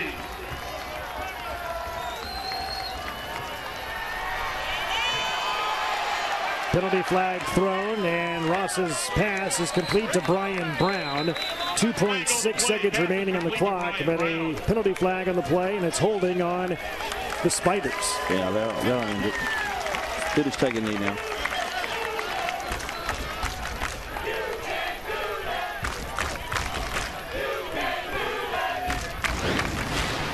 Yeah, I don't know who is. Yeah, that's a good call. Really good call.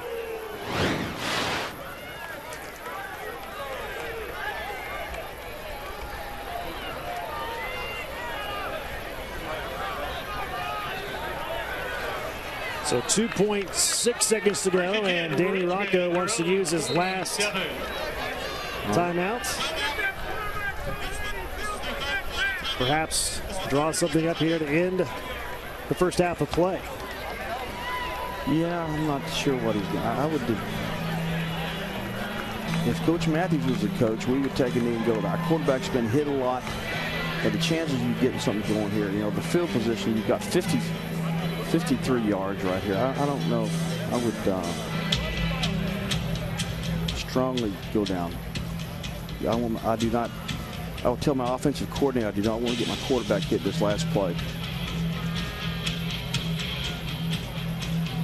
But that's why there's Holiday Inns and Marriott's and Ramada Inns. There's all kind of places. A lot of coaches think different things.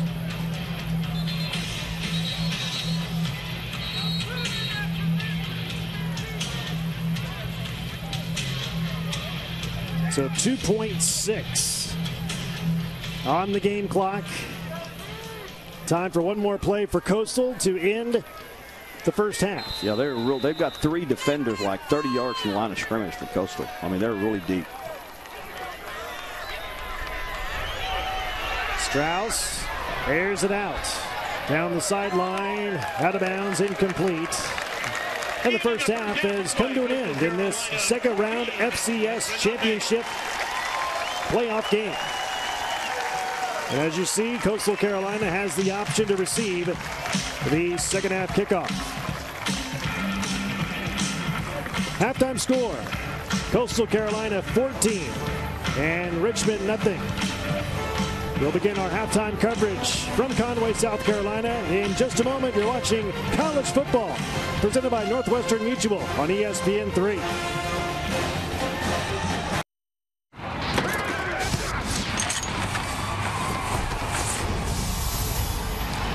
Welcome back to the NCAA FCS Football Championship presented by Northwestern Mutual. Halftime score from Conway, South Carolina, Coastal Carolina 14 and Richmond nothing. And let's look over our Northwestern Mutual planning for success. You talked about it before the game started, Coach. How about it so far today? Well, Richmond is spreading the ball around, but they're not having much success doing anything on offense. They're really making Coastal earn it. It's really helping them. There's no doubt about that. They're rushing the pass. That's the big thing in the game right now is Coastal's bringing max pressure against Richmond, and they do not have an answer for it right now. I mean, they're getting a lot of hits on Strauss. He's beat up. He didn't throw the ball very well at the end of the half. And then Coastal, they made 2 long field goals. Brought the kid back in. He made 2 nice field goals against them to really help their side. The only loss for Coastal Carolina this year came on this field 2 weeks ago today in the regular season finale against Liberty.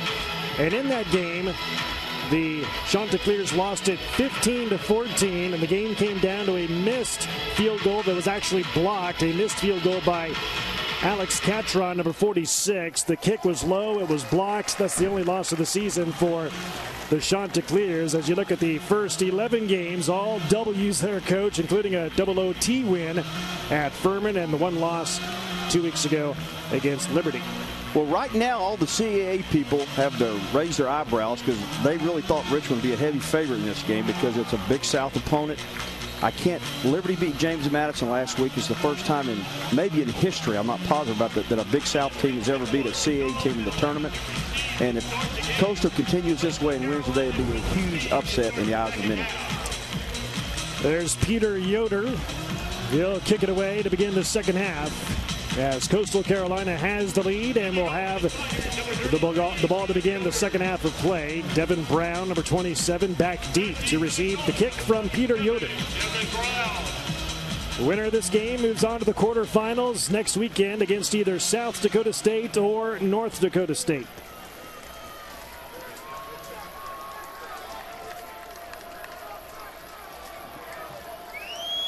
And we're underway in the third quarter, and that is a low bouncing kick by Peter Yoder and finally picked up by Devin Brown, who had to race from his goal line over the way to the 25-yard line to scoop it up and try and return it for Coastal Carolina. Here's a look at the brackets. There you see our game, Richmond, Coastal Carolina. Winner takes on either South Dakota State or North Dakota State next weekend. You better take their bearskin if they're going up there. These Southern boys going up there to play up the north. Well, I guess Coastal would host, though, wouldn't it, huh? If South Dakota State won. Yeah. So South Dakota State would have to come down here if they won the game.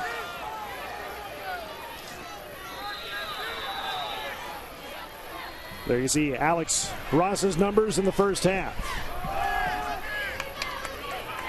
And Coastal goes to the ground game, and D'Angelo Henderson gets over to the 34-yard line, a 5-yard pickup on that first play of the second half. Aaron Roan, the Bandit back, makes the tackle for the Richmond Spiders.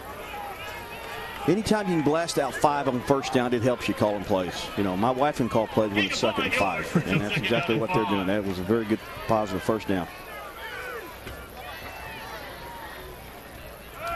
And Ross quickly throws over the middle, incomplete, looking for Craig White, who has the lone touchdown grab in this game. He couldn't hang on. Justin Grant, number 21 on the coverage, quickly brings up 3rd down and 5 for the Chanticleers.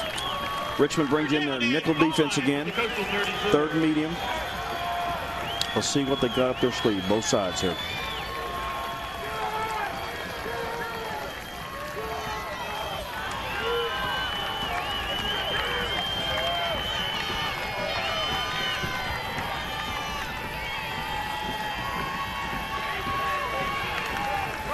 Ross on the option, pitches to D'Angelo Henderson, has some room and gets bumped out of bounds, but not before he gets the first down. Bumped out by Justin Grant, the free safety. Another first down for Coastal Carolina. This is a check. They run max pressure. There's no one for the pitch. It's a great check by the quarterback, Ross, here. They ran speed option. Didn't have enough guys on defense. It was a very good check by the quarterback. Excellent. That's right. He beat you with his brain, not only his feet.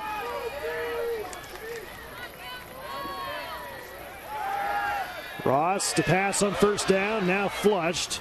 Throws and a sideline grab made by John Israel, number 19, pushed out by Justin Grant, the free safety. He had to tightrope the sideline, coach, but he made the first down. Well, watch his escapability here, Brock. This is what you want in your quarterback. He has escapability. He breaks out of the pocket right here. No one's open. Runs out, keeps his eyes down the field. Good throw. And they go to the ground game this time, staying on his feet somehow. Thought he was going to go down to the 35-yard line. Is there a fumble on the play? Richmond says it has it. Officials unfolding the pile, and they say still Coastal ball, we think. I think someone's injured. Yeah, I think he's down here.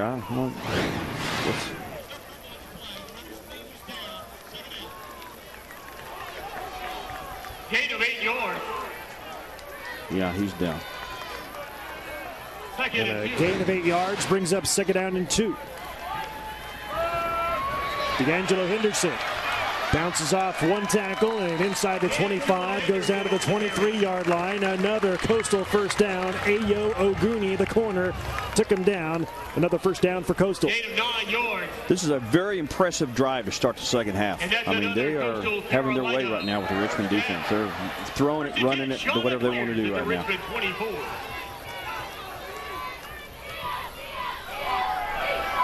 Ross in the play fake and tries to dump it off. Is it intercepted? And they say there's no indication yet. They say incomplete pass. Incomplete pass. It was batted away, and it looked to be caught for a moment by Aaron Roan. They say incomplete. Yeah, not a good decision by Ross here. Pass broken up by Richmond's Aaron Roan. Pass. Second down. You would think they would review that, but yeah, ball hit the ground. Yeah. Okay. Yeah, that angle. I think he hit the ground too, but you think they'd review it. Okay. So now for Coastal, second down and 10.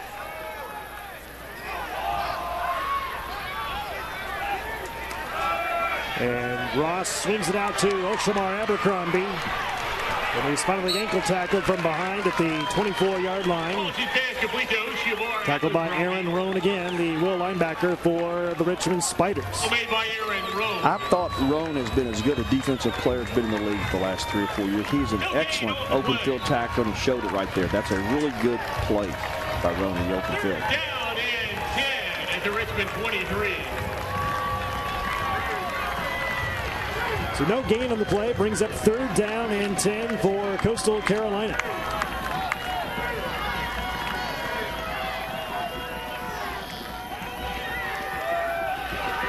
Ross fading it out to the right side, incomplete. Penalty flag comes in. He was looking for Tyrell Blanks. And the coverage by Reggie Barnett, the strong safety, but he's going to be called for a penalty. Yeah, it's good. It's good. Pass interference. Defense, number 37. 15-yard penalty from the previous spot. Automatic first down. What do you see here, Coach? Well, we would tell our defenders, this is a good call, but don't ruin good coverage by grabbing the guy. You know, that just shows lack of confidence. Don't show lack of confidence. You got the guy covered. We got a great blitz. We got pressure on the quarterback. Just run with the guy. And he kind of showed a lack of confidence there. It wasn't a good defensive play. Reggie Barnett, number 37 from Salem, Virginia. Second team All-Colonial selection this year, but guilty of that pass interference penalty. Now Coastal has it all the way down to the Richmond 9-yard line. It's first down and goal to go. Brock, penalties continue to really almost kill Richmond. I mean, they're absolutely, and Coastal still does not have a penalty in the game. And Andre Johnson gets the carry for the first time in this game, and he walks into the end zone. Touchdown, Coastal Carolina. Andre Johnson, his third rushing touchdown of the season. Yeah, they ran the zone read again. Good decision. What's the quarterback here? He's out of the gun. Get run for 9 yards by Andre Johnson.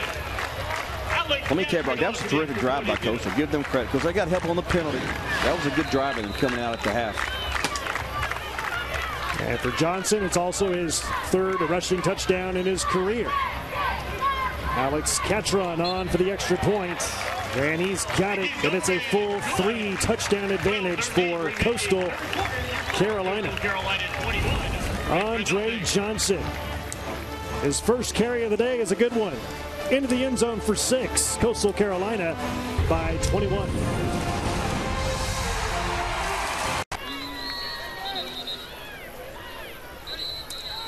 Back in Conway, South Carolina, Brooks Stadium, 21-0 Coastal Carolina with the lead over Richmond. And that last drive, Coach, was impressive by the Chanticleers. No question. They converted on third down.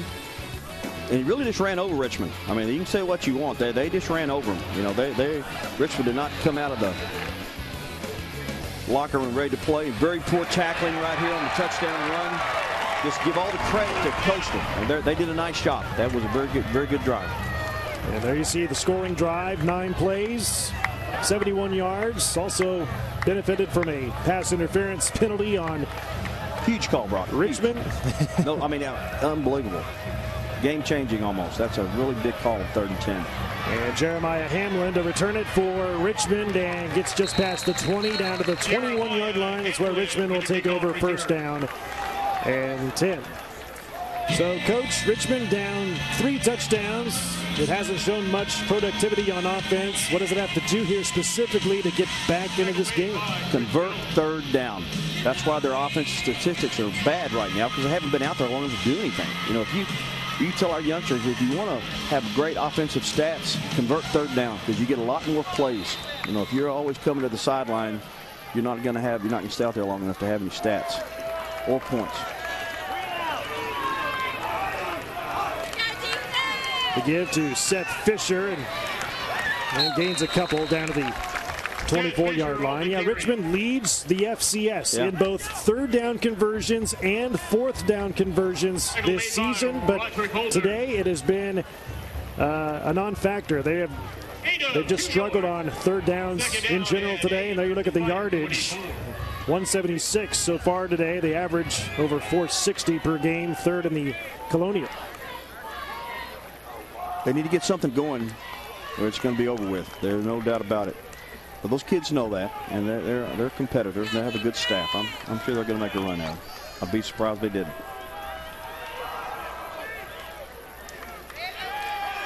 Strauss over the middle, pass is caught. See that, Brian Brown has got it. Brian Brown inside the 20-yard line, one man to beat, and he's going to go all the way into the end zone for a Richmond touchdown.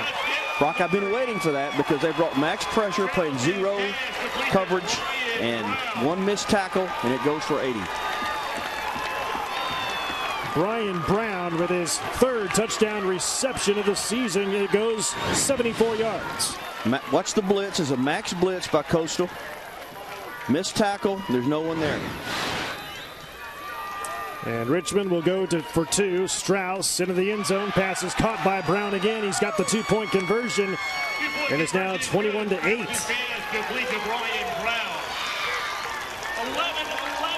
So first Richmond couldn't do anything on offense. Then it gets a 74-yard touchdown pass from Michael Strauss to Brian Brown, plus the 2-point conversion to Brown as well. As there's a timeout on the field, 11-11 to go. In the 3rd quarter, Strauss finding Brian Brown 74 yards later into the end zone for the touchdown.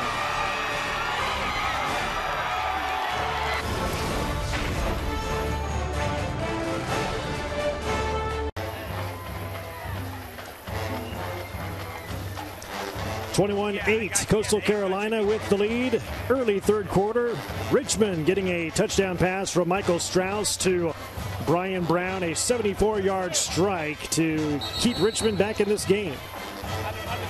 There you look at Michael Strauss's numbers. 12 of 28, 205 yards. An offense which did nothing in the first half and then gets a big and much-needed touchdown here in the second half in the 3rd quarter.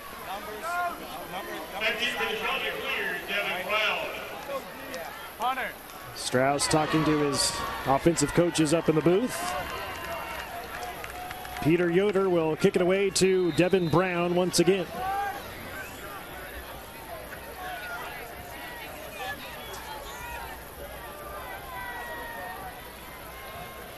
It's the 2nd round of the FCS playoffs. Winner of this one goes on to the quarterfinals next weekend against either North Dakota State or South Dakota State. And Yoder boots it away. This one a better kick taken by Devin Brown in his own 7.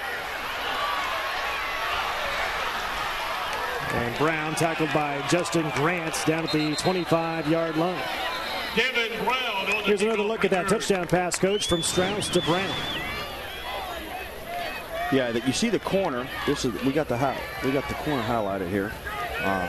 You see number 7 come from the middle of the field, misses the tackle. This guy coming up right here, that's the big miss right there.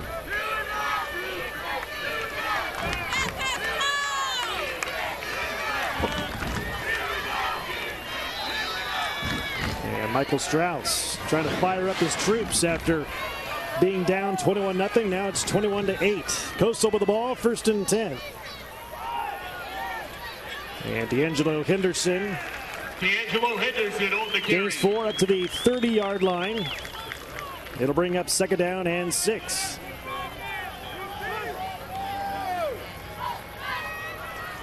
Tackle by Winston Craig, the nose guard for the Richmond Spiders.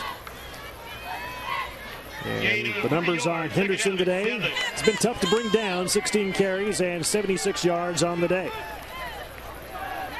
On the option, Ross has the 1st down and a little bit more as he goes down to the 39-yard line. Another 1st down for Coastal Carolina.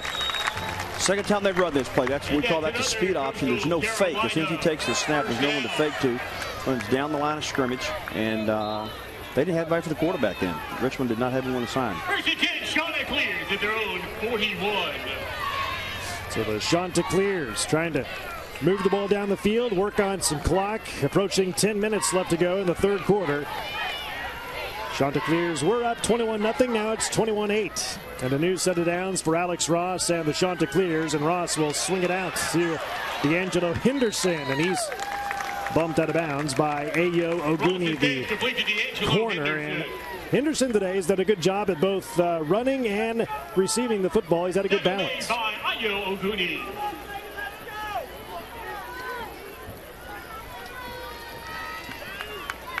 So a gain of 7, that brings up 2nd down and 3.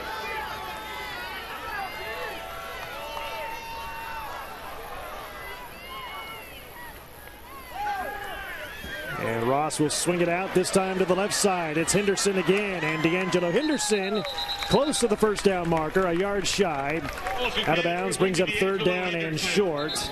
And the force out of bounds made by David Jones. Tackle made by David Jones. Missed tackle right there, really hurt him. Gain of 3 yards. And a critical 3rd down play here. 3rd down and 1. Henderson on the give. And the second effort gives him a 1st down and more. And he has lots of green ahead of him. 1 man to beat. He's into the end zone. Touchdown, Coastal Carolina. D'Angelo Henderson with his 19th rushing touchdown of the year.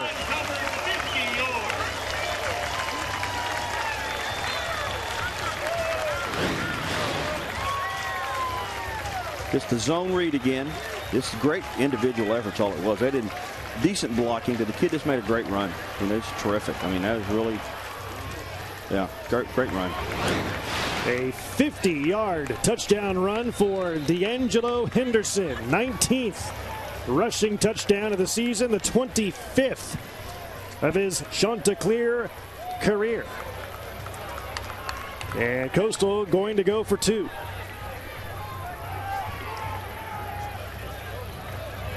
Razzle-dazzle, end around, and they throw it into the end zone, and it's caught by Alex Ross, the quarterback. Touchdown. The pass thrown by the receiver, Chris Jones. And it's actually a 2-point conversion, not a touchdown. 2-point conversion scored by Coastal. 9:15 remaining. 3rd quarter, Coastal Carolina 29, Richmond 8.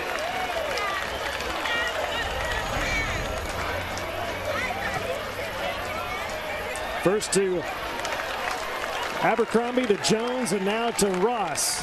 Razzle-dazzle after the score from D'Angelo Henderson. Coastal Carolina by 21.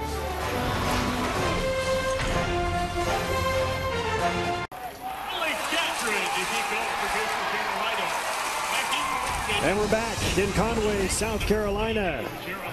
Second round FCS playoff action presented by Northwestern Mutual, 29-8.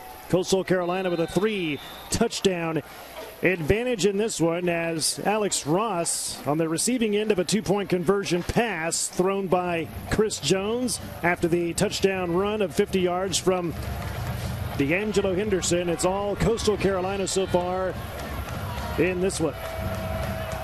Kick by Catron. Jeremiah Hamlin from his own 8-yard line will bring it out.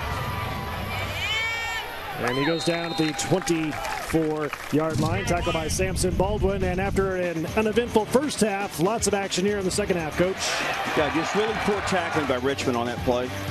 Poor tackling here. Poor tackling equals big plays.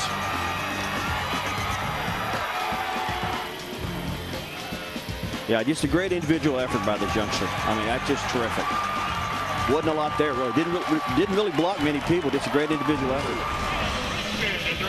It seemed like Henderson was about to run out of gas as he crossed the goal line of the end zone.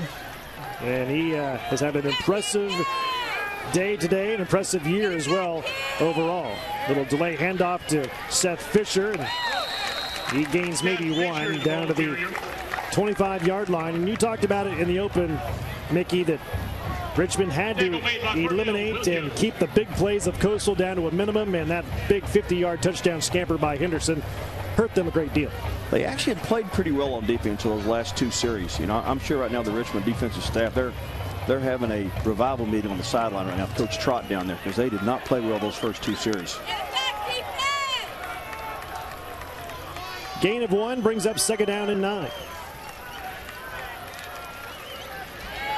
And Strauss, short throw, incomplete, looking for Reggie Diggs. Coverage on the play by Denzel Rice, the left corner, and quickly brings up third down and long. Coach Rocco wants a flag, not going to get it. And I don't blame him. I thought it was, I thought it was very blatant interference there. You know, I don't think there's any doubt there's interference. You kind of wonder where these officials who train these guys, they don't call that. That was that's the worst call of the game, no doubt. I agree with Coach Rocco. And Michael Strauss not fond of that call either. Third down and 9. Strauss down the left sideline looking for Brian Brown. Incomplete. Coverage on the play by the nickelback C.J. Thompson, and quickly a 3-and-out for Richmond, not what it wanted on that series. Well, I was curious. You know, Coastal gave up an 80-yard play, and they just continued to blitz that time. They didn't slow them down a bit. They kept bringing the heat, and you got to give them credit. You got to give their coaches credit. They didn't check them up.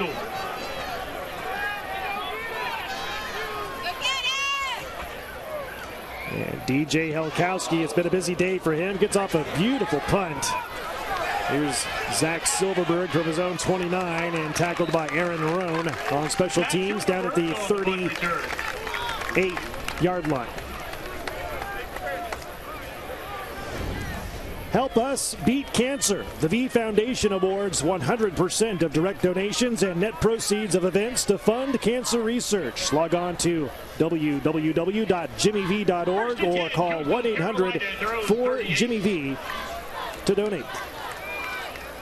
The V Foundation, founded by the late Jim Valvano 21 years ago, and still going strong here in 2014. And you look at the Chanticleer's success moving the football down the field, half one versus half number 2. There's Andre Johnson with a nice run. Penalty flag thrown in late. Tackled by Justin Grant, the safety for Richmond. Could we be looking at Coastal's first penalty of the game?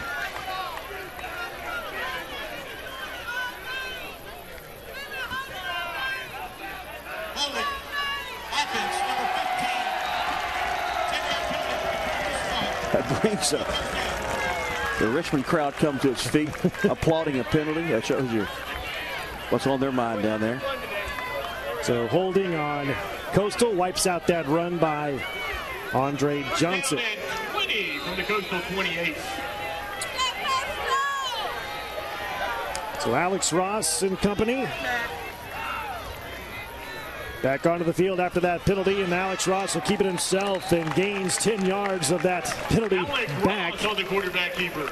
On 1st and 20, brings up 2nd down and 10. Deshaun Holmes, the Will linebacker, on the tackle for Gain of 9 yards. the Richmond Spiders. Actually a gain of 9, so 2nd down and 11. 2nd down and 11. Andre Johnson goes right up the middle and nearly broke it as he lowers that shoulder and bangs his way down for another 9 yards. Brings up 3rd down and 2. Tackled by Ayo Oguni, the left corner for the Spiders. 8 of 10 yards. 3rd and 1. So 3rd and a long one, and Andre Johnson gets it for Coastal Carolina. Andre Johnson on the carry. Well, both teams got out to slow starts in the first half, especially the first quarter. Not much action going on in the first half of play as Evan Kelly makes the tackle up front for the Spiders. But the 3rd quarter, it's been lights out. Big plays, passing and running the football.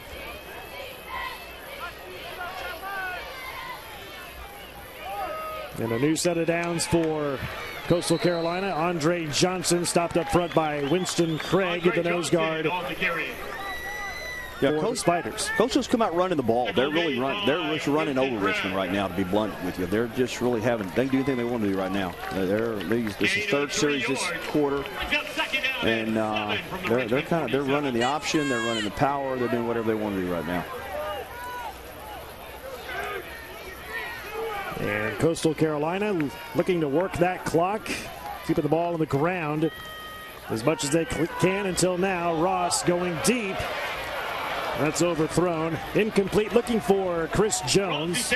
He's the one that threw the two-point conversion pass earlier for Coastal. Ayo Oguni on the coverage for Richmond.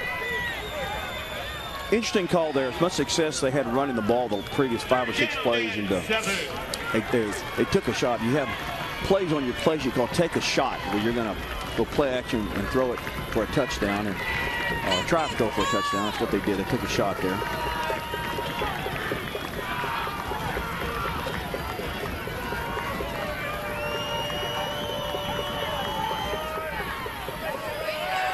Third and 7, Ross. Here comes the pressure, and down he goes. Sacked by Winston Craig. First man to get there, along with Gary Wardham for Richmond. Loss on the play on the sack, and brings up 4th down. I think this is the first time they've hit the quarterback today when he's thrown the ball. In fact, I know it is. Richmond has not laid a hand on him until right now. The 3rd sack of the year for Winston Craig. Gary Wardham got there a little late, but assisted on the tackle. And Austin Kane will punt it away for the Chanticleers.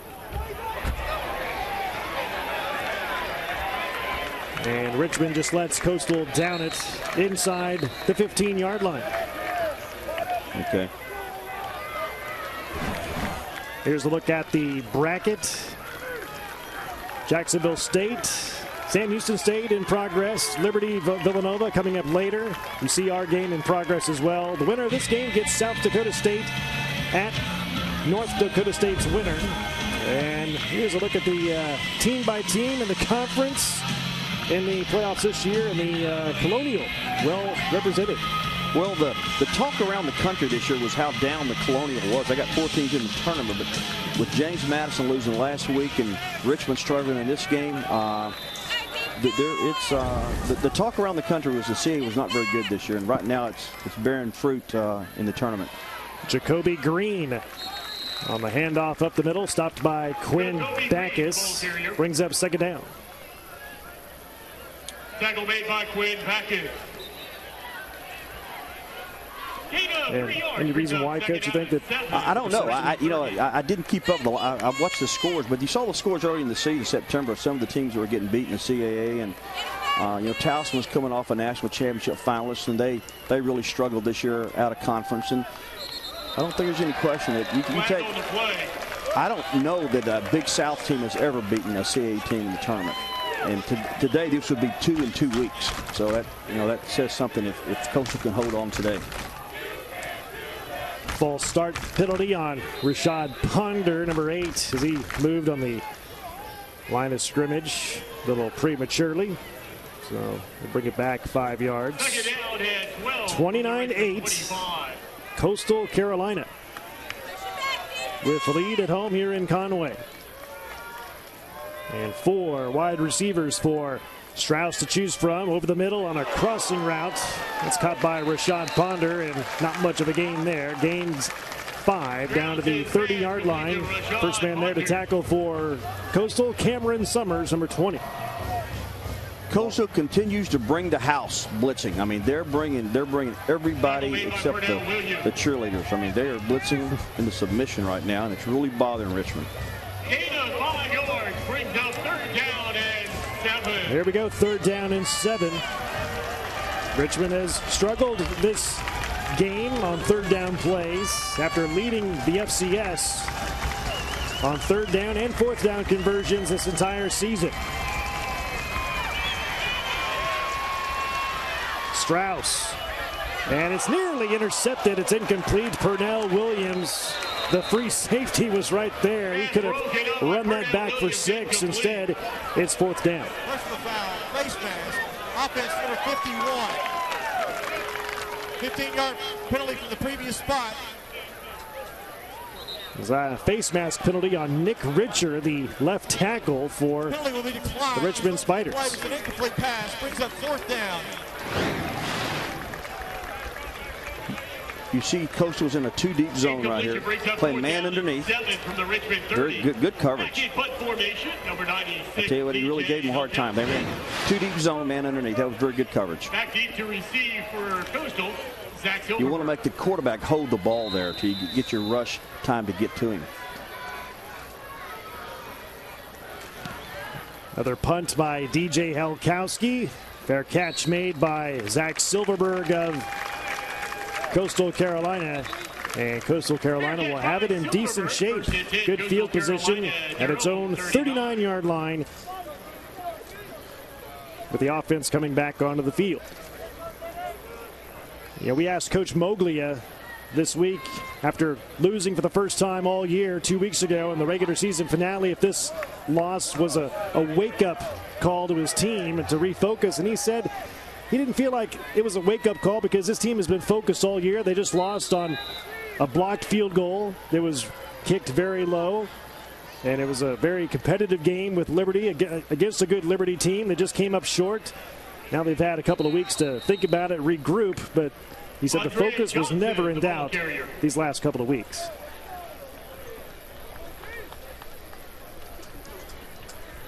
Although I got to think, Coach, that loss did get their attention, that, hey, you could lose, and in a one-and-done situation, yeah, the loss is everything in these playoffs. It depends what kind of loss it was. Like you said, it was a blocked field goal, you know, and well, if you play bad and get beat, it's a humility that sets in, you know. But if you got a chance to win and change it. So let me tell you what now.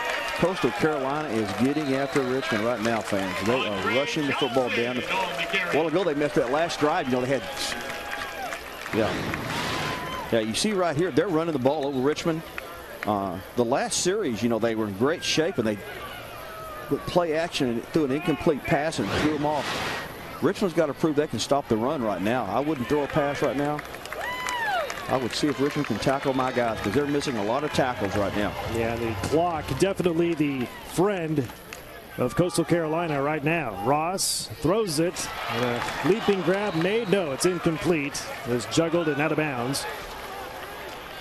And that brings up 2nd down and 10. Ross is pass intended to John Israel, incomplete.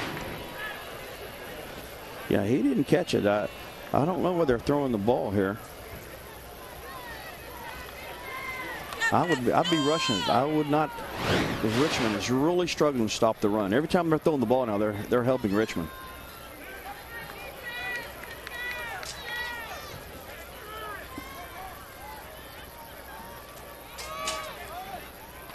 And Coastal goes up the middle again. Andre Johnson. Andre Johnson on the carry. He gains maybe a yard just inside the 50, inside to Richmond territory, almost the 49. Justin Williamson up front, defensive end on the stop for the Spiders. 1 yard.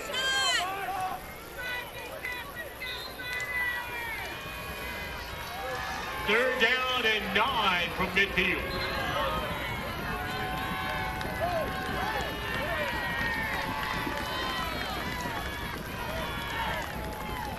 So now 3rd down and 9.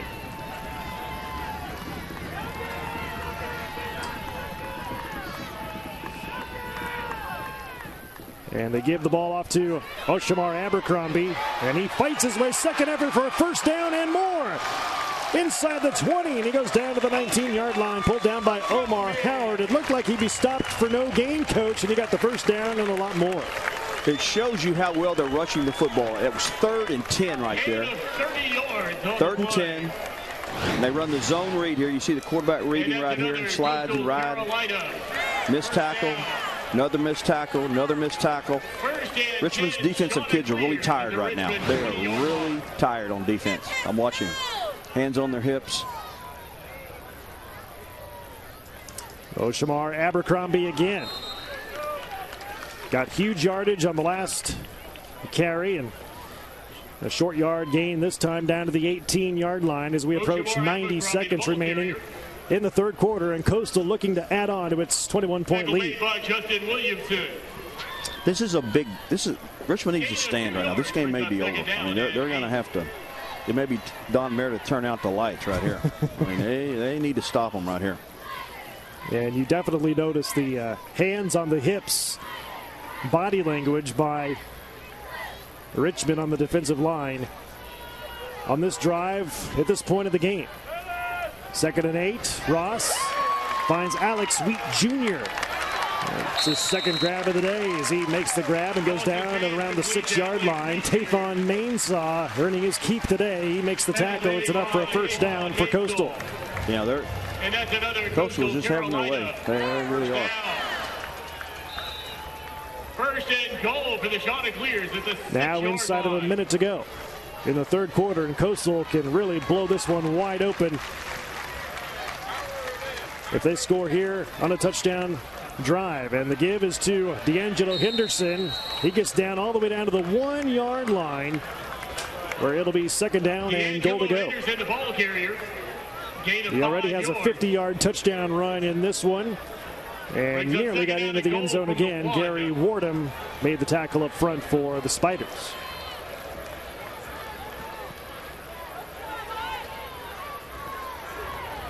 Alex Ross keeps it himself into the end zone. Touchdown, Coastal Carolina. And for Alex Ross, his 7th rushing touchdown of the season.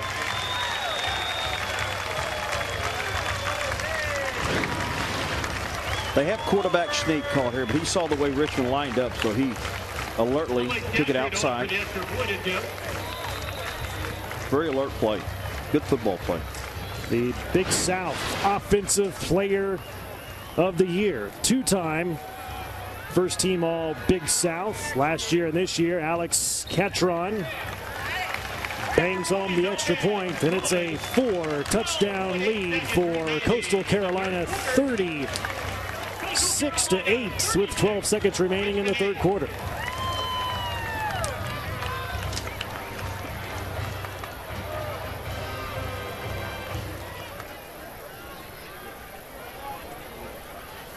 Let's take a look at the updated scoreboard from across the country on the FCS playoffs. Chattanooga doubling up on Indiana State. New Hampshire, the top seed, no problem, leading Fordham late. Illinois State blanking Northern Iowa. Close game between Jacksonville State and Sam Houston State. That's a good one. And North Dakota State in the 1st quarter leads South Dakota State. Winner of that game gets the winner of our game later on today. Eastern Washington in action against Montana. And the Big South's Liberty Flames take on number 6 seed Villanova up in Pennsylvania. And Alex Ross, a 1-yard touchdown run. Also caught a 2-point conversion razzle-dazzle pass in this quarter. And the Big South Offensive Player of the Year, showing some of the reasons why he got that award earlier this past week.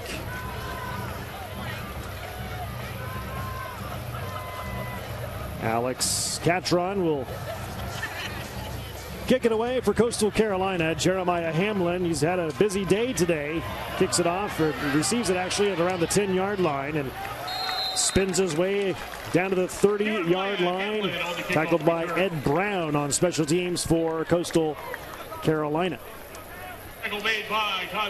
The biggest thing Richmond needs to have, they need to have a sustained drive right now. Their defensive kids are gassed. They are tired. They're tackling poorly. They need to, you don't need to. The things that get football teams beat is when you have a defense that has it. When they get to the sideline, they order a coach to go. Because they're gonna be back out on the field in 3 plays. You don't need to go 3 and out right now. And I've seen Strauss get hot and bring his team back when they're down. They've got to have a sustained drive right here. And Brian Brown on the reception. And that is the last play of the 3rd quarter of action. It's been all Coastal Carolina in the 3rd quarter, at least for the most part. A big touchdown run by both Andre Johnson and D'Angelo Henderson. It's 36-8, Coastal Carolina on top.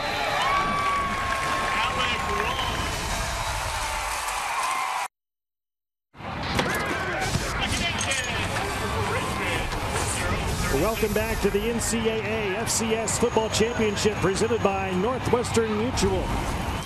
Score is 36-8, Coastal Carolina with the lead. Here's our game summary. D'Angelo Henderson, 130 yards rushing and a 50-yard touchdown run. Alex Ross doing it with his arm and his legs. And 3rd down conversions have really hurt Richmond today.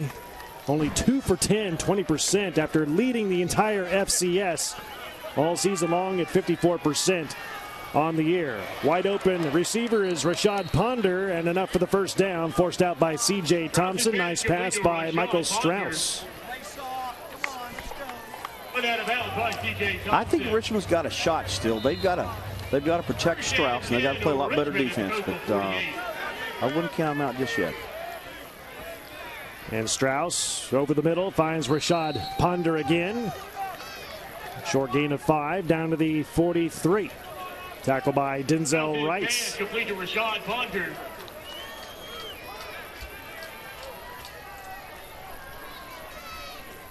Strauss again quickly finds Reggie Diggs. He's had a good game today. Quiet here in the second half. Had a big first half. He's tackled by Cameron Sanders of Coastal Carolina. They need to do more of this. Short throws, catch and throw it. Strauss in the flat. Ball batted away. Incomplete. Nice play made by Quinn Backus, the 3-time Big South Defensive Player of the Year.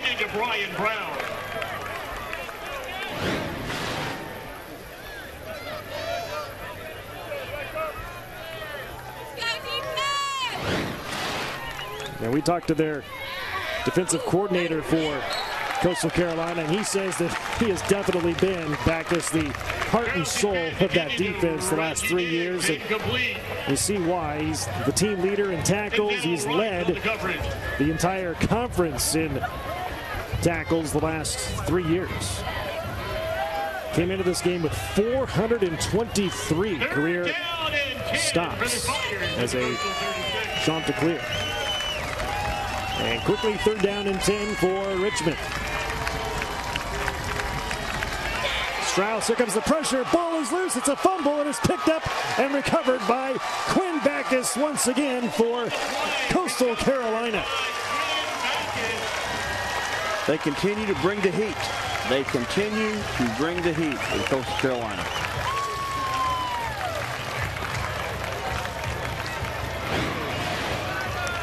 Coastal Carolina recovers. First and 10, Chanticleers at the Richmond 49.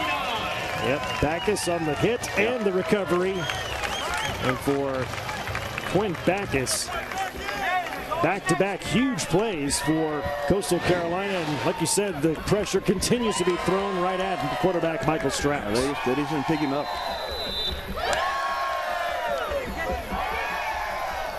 So back on offense goes Coastal Carolina. Andre Johnson had a touchdown run earlier in the 3rd quarter and gains about 6 yards down to the Richmond 43-yard line, stopped by Justin Grant. once again, Richmond's offense was out on the field for 1 minute and 20 seconds. You know, their defense is tired. They needed to go on a long drive and didn't do it. Now these kids are tired of having to play again for Richmond. And prior to this drive by Coastal Carolina, the Chanticleers had 262 yards rushing already on the day.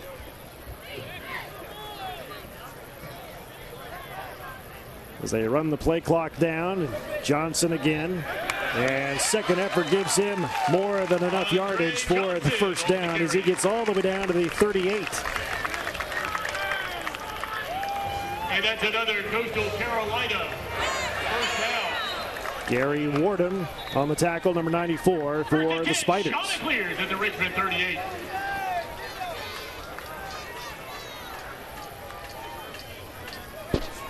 And now Coastal Carolina just wanting to work that clock and get out of here with a W. Already a 4-touchdown advantage.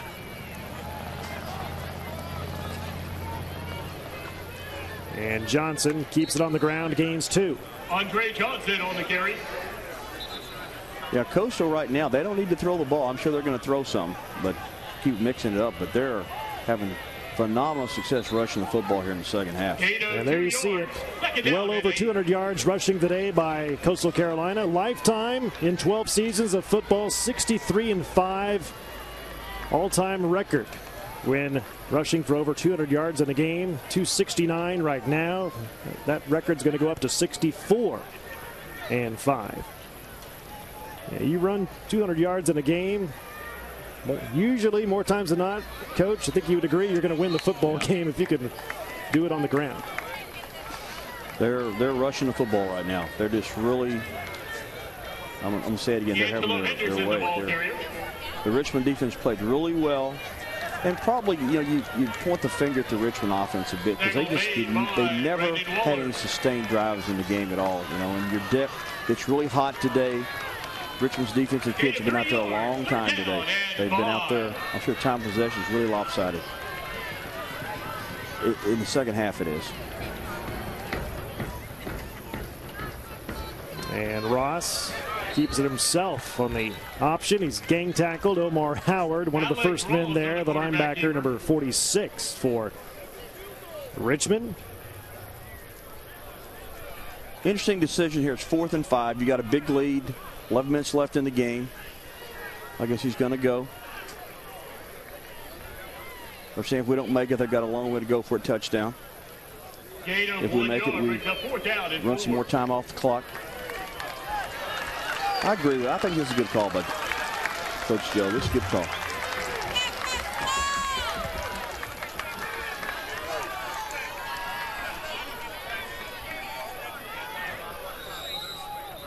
And the play clock went all the way to 0.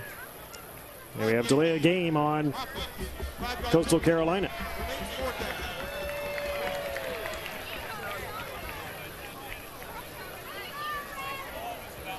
So now it goes to 4th down and 10. Yeah, he's going to punt the ball. With 10:42 to go, and now they're going to punt it away. Yeah.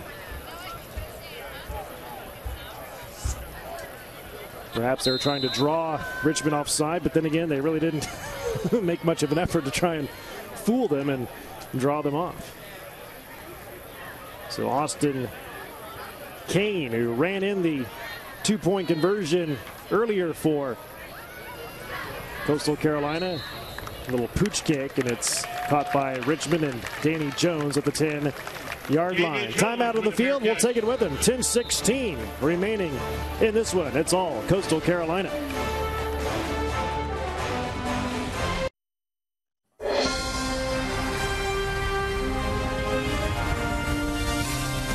The NCAA FCS Football Championship is presented by Northwestern Mutual.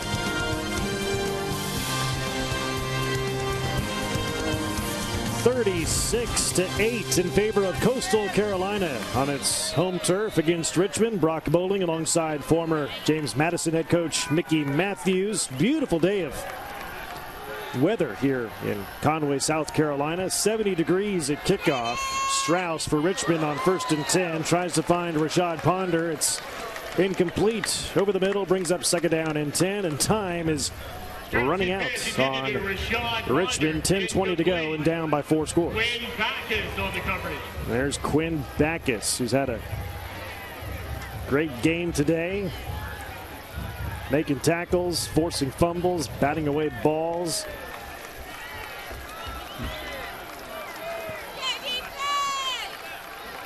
He's been their stud on defense for the last 3 years. 2nd and 10. Strauss finds Rashad Ponder for a short gain of 4. Here's a look at Quinn Backus, coach. He's done it all today. He hasn't been the only one that hit Strauss. And they've got a lot of hits on him. But he's a good player. But he plays hard. Yeah. Forcing the fumble, getting the fumble recovery all in the same play. A senior from Greenwood, South Carolina.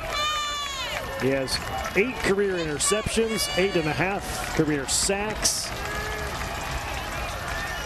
And we mentioned 423 career tackles coming into this game today. That ball batted away at the line of scrimmage on the throw from Strauss, and it's incomplete. And broken up by Jabari Bothwell.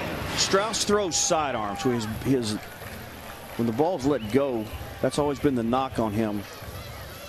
He threw the ball. He had a sidearm delivery, and that's why the UVA guys let him go.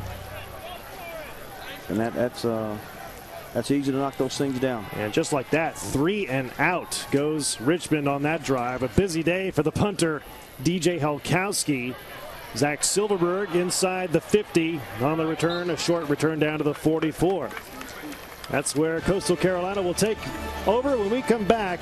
9:23 to play. It's all CCU.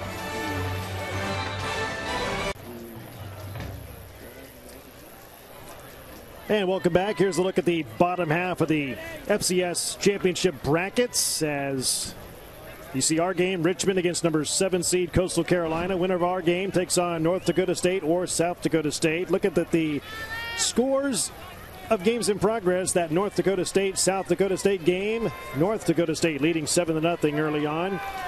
And you see Chattanooga doubling up on Indiana State. New Hampshire, the number 1 seed, ahead of Fordham in the 4th quarter. As Alex Ross swings it out to Ochamar Abercrombie, and he gets inside the 40 and goes down for a decent yardage of gain. And Coastal Carolina wanting to run the clock and get out of here with a W.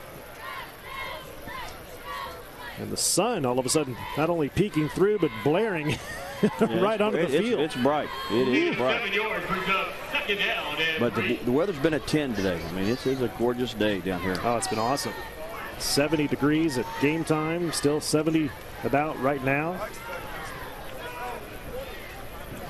And Ross bobbles the snap, has to pounce on top of it. He'll lose some yardage on that. It goes down at the 43-yard line.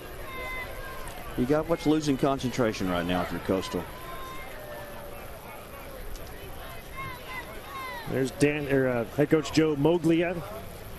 You know, he talked about how he had success in the business world as the former CEO, still currently the chairman of TD Ameritrade, and he said he wanted to get back into coaching and be a head coach because he liked putting puzzles together, liked, analyzing things. It felt like he could do that on the field as a coach, just like he did in the business world for all those years. And he has done an outstanding job here at Coastal Carolina. 3 straight Big South Conference titles, 11-1 record this season, 12-3 last year. Success story both on the field and in the business world as well. Good guy. He goes organized. And, we talked all during the telecast, but he's just a nice person. There he is right there. He's enjoys being around young people. He can influence a lot of young lives, what he's doing right now. And our hats off to him. And that ball will be downed, we think, by Coastal Carolina. Is it a touchback? It's going to come out. Yeah, touchback, and Richmond will get it at the 20. So Richmond will take over at the 20 when we come back. 7:49 remaining in this one. Coastal Carolina all over Richmond.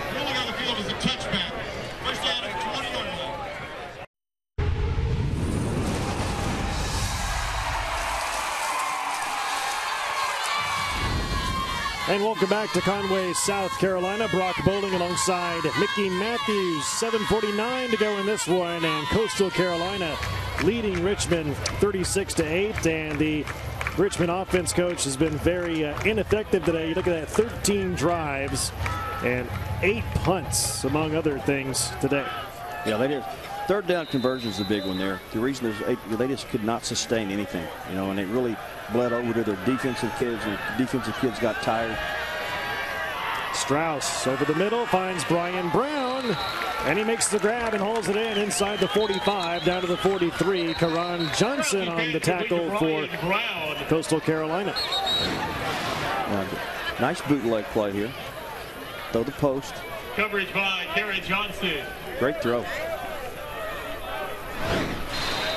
Brock, that's a great play. What they haven't done is now followed up right now. They have a play like that, then they'll be 3 and out after that. Strauss, new set of downs, finds Seth Fisher out of the backfield, and he's tackled for a loss in the play, tackled by Rashad Shields of Coastal Carolina, number 34.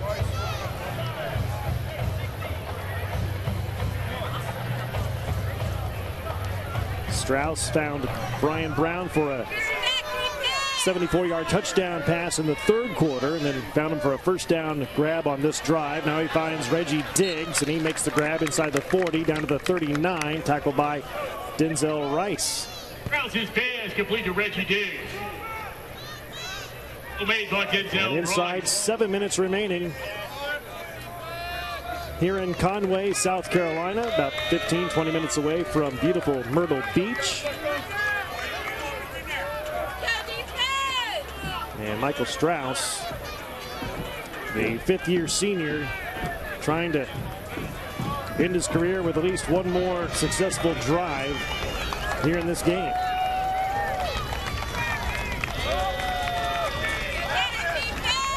Third and 6. Strauss finds Rashad Ponder, and he's close to the first down marker, but I think he's a little bit short.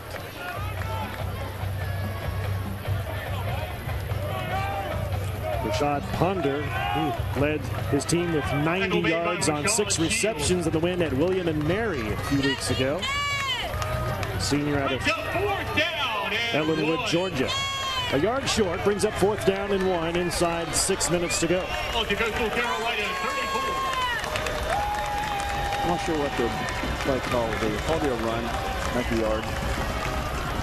And Strauss finds Brian Brown, and they stop him. They stop him on 4th down and 1. He needed 1, and he just barely got back to the line of scrimmage, and Coastal Carolina takes it over on downs.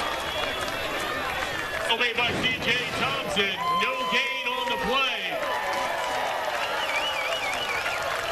That's a heck of a defensive play there by the Coastal kids. That was a really good play. And you got to think, with a 4-touchdown lead and 5:36 to go with the ball, that Coastal will run the football. And here comes a new quarterback in for Coastal Carolina, Michael Church, junior out of Kannapolis, North Carolina. He's had limited playing time this year. He's only thrown 8 passes, but he's completed 6 of those. Tall kid, 6'3" and 195. Yeah, Coastal today, you tell our kids at James Madison, if you do not have any major penalties and you do not turn the ball over, you're awful hard to beat. If talent's equal, you're going to dominate. And that's really what Coastal's done today. They have not turned the ball over. They've only gotten 1 major penalty. That's been the whole game. They haven't made any mistakes. They have not made any mistakes today. The 2014 NCAA Division I Football Championship continues next weekend with quarterfinal games on December 13th. All games will be on the Watch ESPN app and ESPN3.com. For more information, go to NCAA.com, the official online home for all 89 NCAA championships.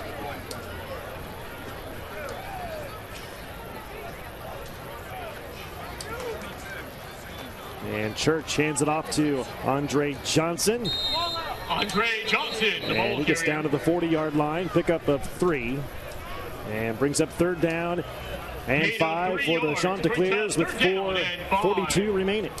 This is what I always say. When you're way ahead right now, and sometimes if you raise up and throw the ball right now, where people say, well, he's trying to run up the score. You're really not trying. You're trying to get this kid some experience. You know, you're not trying to run the score up and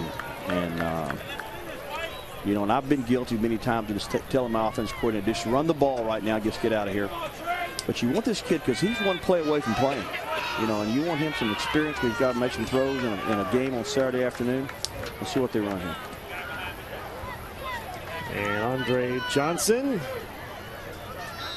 tries to move the pile forward. And instead brings up 4th down, and the punting team will come onto the field. We're now inside of 4 minutes to go in the game. Yeah, Coach Mogul, just a good guy. He didn't want to score. I don't blame him. He's a class guy. He's a class guy. Austin Kane back in punt formation for the Shawns. David Jones back deep to Austin Kane will punt it away from his own 30-yard line. David Jones back to receive at his own 18. And no return by Jones, as Coastal will have it bounce out of bounds inside the 20 at about the 18-yard line. And D'Angelo Henderson, coach, having a great day today running the football for Coastal. Very competitive. Can cut. He can stop. Breaking a lot of tackles. Physically tough guy. You see right here, I mean, this is just a very competitive run right there. I mean, he just refuses to go down. And that was a 50-yard touchdown scamper. Nearly ran out of gas as he crossed the goal line in the end zone. Probably the biggest play in the game. You know, you think right in there, it was kind of going back and forth a little bit. And yeah, that really got them going. Jeremiah Hamlin on the handoff. Bowls over people. He has enough for the 1st down and more. And you look at D'Angelo Henderson's numbers, 134 yards rushing, the 8th time he's done that this year on less than 20 carries. They came out the second half rushing the football and really dominated it. You know, they came out running. They just ran over Richmond second half. Strauss looking for Ponder down the sideline, and that may have been batted away. It's incomplete as Samson Baldwin in on the coverage. Penalty flag, though, on the field at around the line of scrimmage. Flag on the play. Samson Baldwin with coverage. And illegal hands to the face. Yeah, that's interesting. That's their 2nd penalty.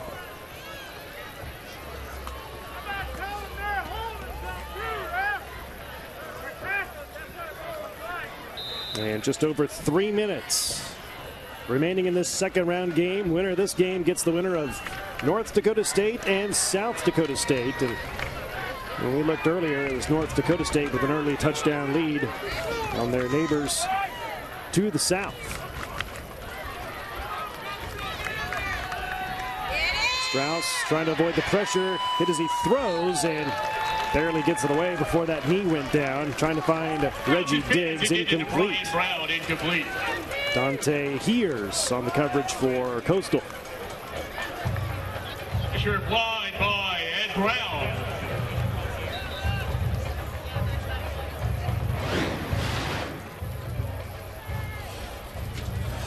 We always used to look on Sunday, how many times do we hit the other team's quarterback? You know, whether 3 times, 10 times, and I guarantee it's way the double figure. I'm sure it's 15 to 16 times Strauss has been hit today, and they have really pounded him.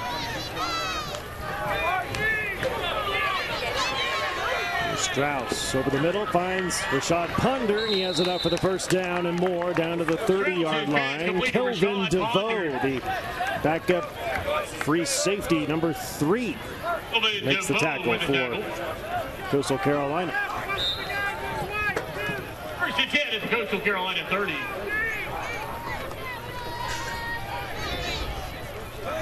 Strauss looking for Jarmo Bevels. That's incomplete, but the penalty flag comes in. This will be pass interference, face guarding on Coastal Carolina. I think it was on Karen Johnson. Yeah, you face guard in college, but I think he got his hands on him. course, if you're Richmond right now, you're thinking all these penalties now are showing up here with 3 minutes left in the game. But Coastal has some backup kids in the game.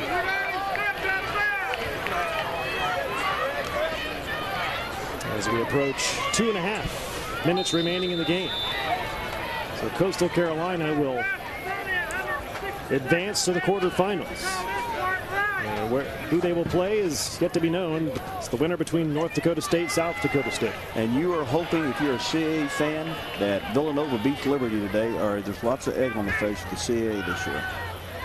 And Strauss going into the end zone for Brian Brown. He's got it. Pass cut in the end zone. Touchdown. Brian Brown, his second touchdown grab of the day. Strauss's pass complete to Brian Brown for the TD.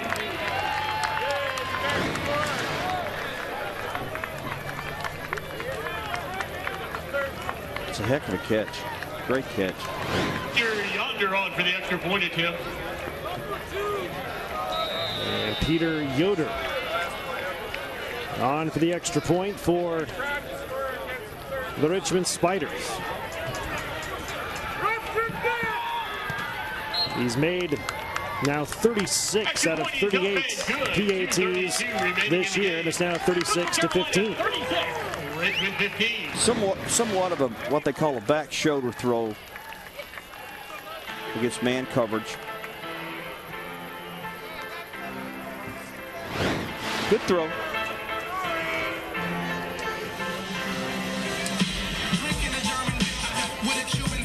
And the Richmond Spider offense, which has struggled to put points on the board today, got nothing in the first half, a couple of touchdowns in the second half, both touchdown passes from Michael Strauss to Brian Brown. But right now, it's a little too late with 2:32 to go. Still down by 3 touchdowns, 36-15. They just couldn't sustain anything. And I think they're, the length of their drive, if you look at the drive chart, was really short for Richmond today. I mean, they just didn't sustain anything. Those third down conversions were poor, and I think it really bled to the defensive kids got tired, and all of a sudden Coastal was rushing the football and running over them. Then we call this an obvious onside kick for Richmond. Coastal has their good hands team, we call them out there. Made by Coastal Carolina, and the Chanticleers now just 2:32 away from moving on to the quarterfinals.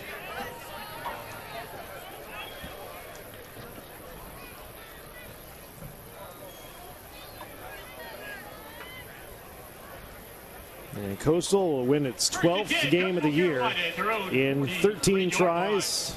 Joe Moglia with another successful season. The head man of Coastal Carolina in his 3rd year. And all he's done is win games. This is the biggest win of his career today. There's no doubt. I mean, you said something that there'd be an upset if Richmond.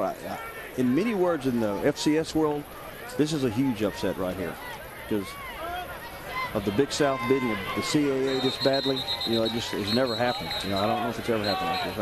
I'd go through the records. This is a huge win for he and his staff. And that's Aaron Aiken, 3rd string quarterback for the Coastal Carolina Chanticleers. 6'3", 235, a senior from Morristown, New Jersey. He actually played for current Coastal Carolina offensive coordinator Dave Pintenod at Georgetown. Graduated from Georgetown last spring with a BA in psychology and had 1 more year of eligibility left. Came to Coastal Carolina and got reunited with Dave Pintenod. And for some of you that are not from this area or familiar with this school, what exactly is a Chanticleer, the mascot for Coastal Carolina? Well, there you see it. It is a rooster who rules the barnyard with cunning and wit. I like that, bro. I want to say it again. Chanticleer is what I yell when I hit one out of bounds. Chanticleer.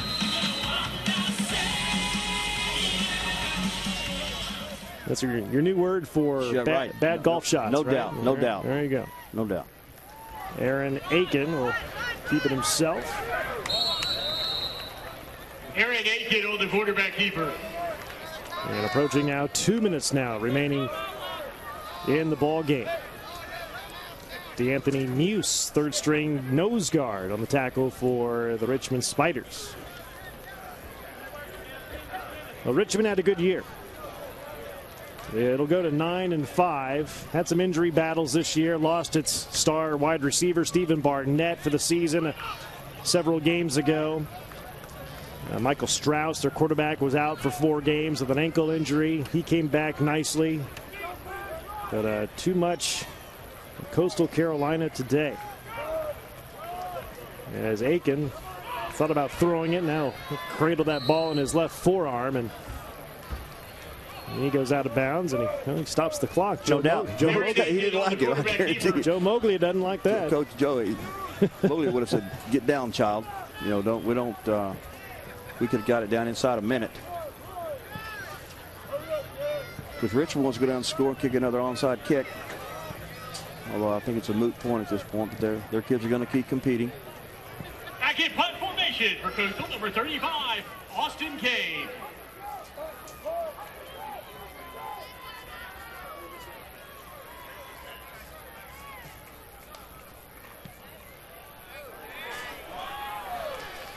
As Austin Kane punts it away, downed by Coastal inside the 5-yard line with 1:25 to go. And let's take a look at the updated scores of FCS playoff action here today. Final from Chattanooga. It wins over Indiana State. New Hampshire, no problem over Fordham. Illinois State leading Northern Iowa late. Good game between Sam Houston State and Jacksonville State. The winner of this game gets either North Dakota State or South Dakota State. Good battle there up north in the second quarter, and a couple of games later on today and tonight involving some more teams. Strauss on 1st and 10. Down the sideline for Reggie Diggs. He makes the grab, tries to pull away from the defenders, and finally gets brought down at the 42-yard line. Reggie Diggs with an incredible catch on the run and a first down for Richmond. That was a great catch. How about that? Show him your badge, Buford. That's good.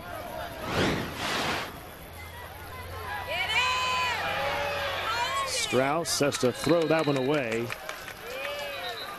And it's incomplete with 1:07 to go. Strauss and Richmond still fighting to the end, down by 3 scores. Trying to cut the lead just a little bit more.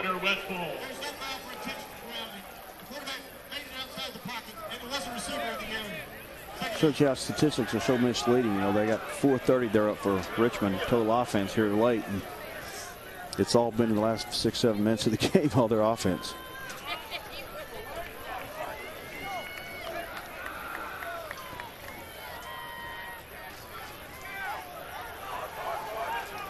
Second and 10 for Strauss and Richmond.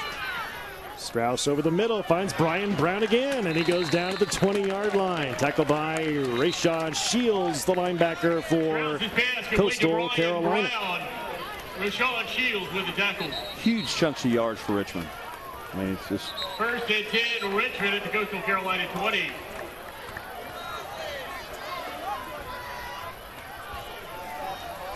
And we're not in any hurry. Clock running, and Richmond no sign of urgency until just now.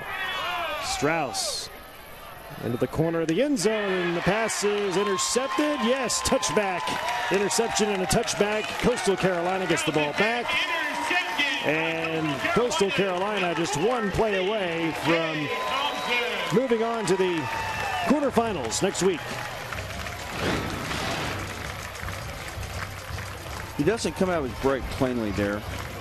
And the defender makes a heck of a play. Good play. C.J. Thompson. C.J., that's a good football play.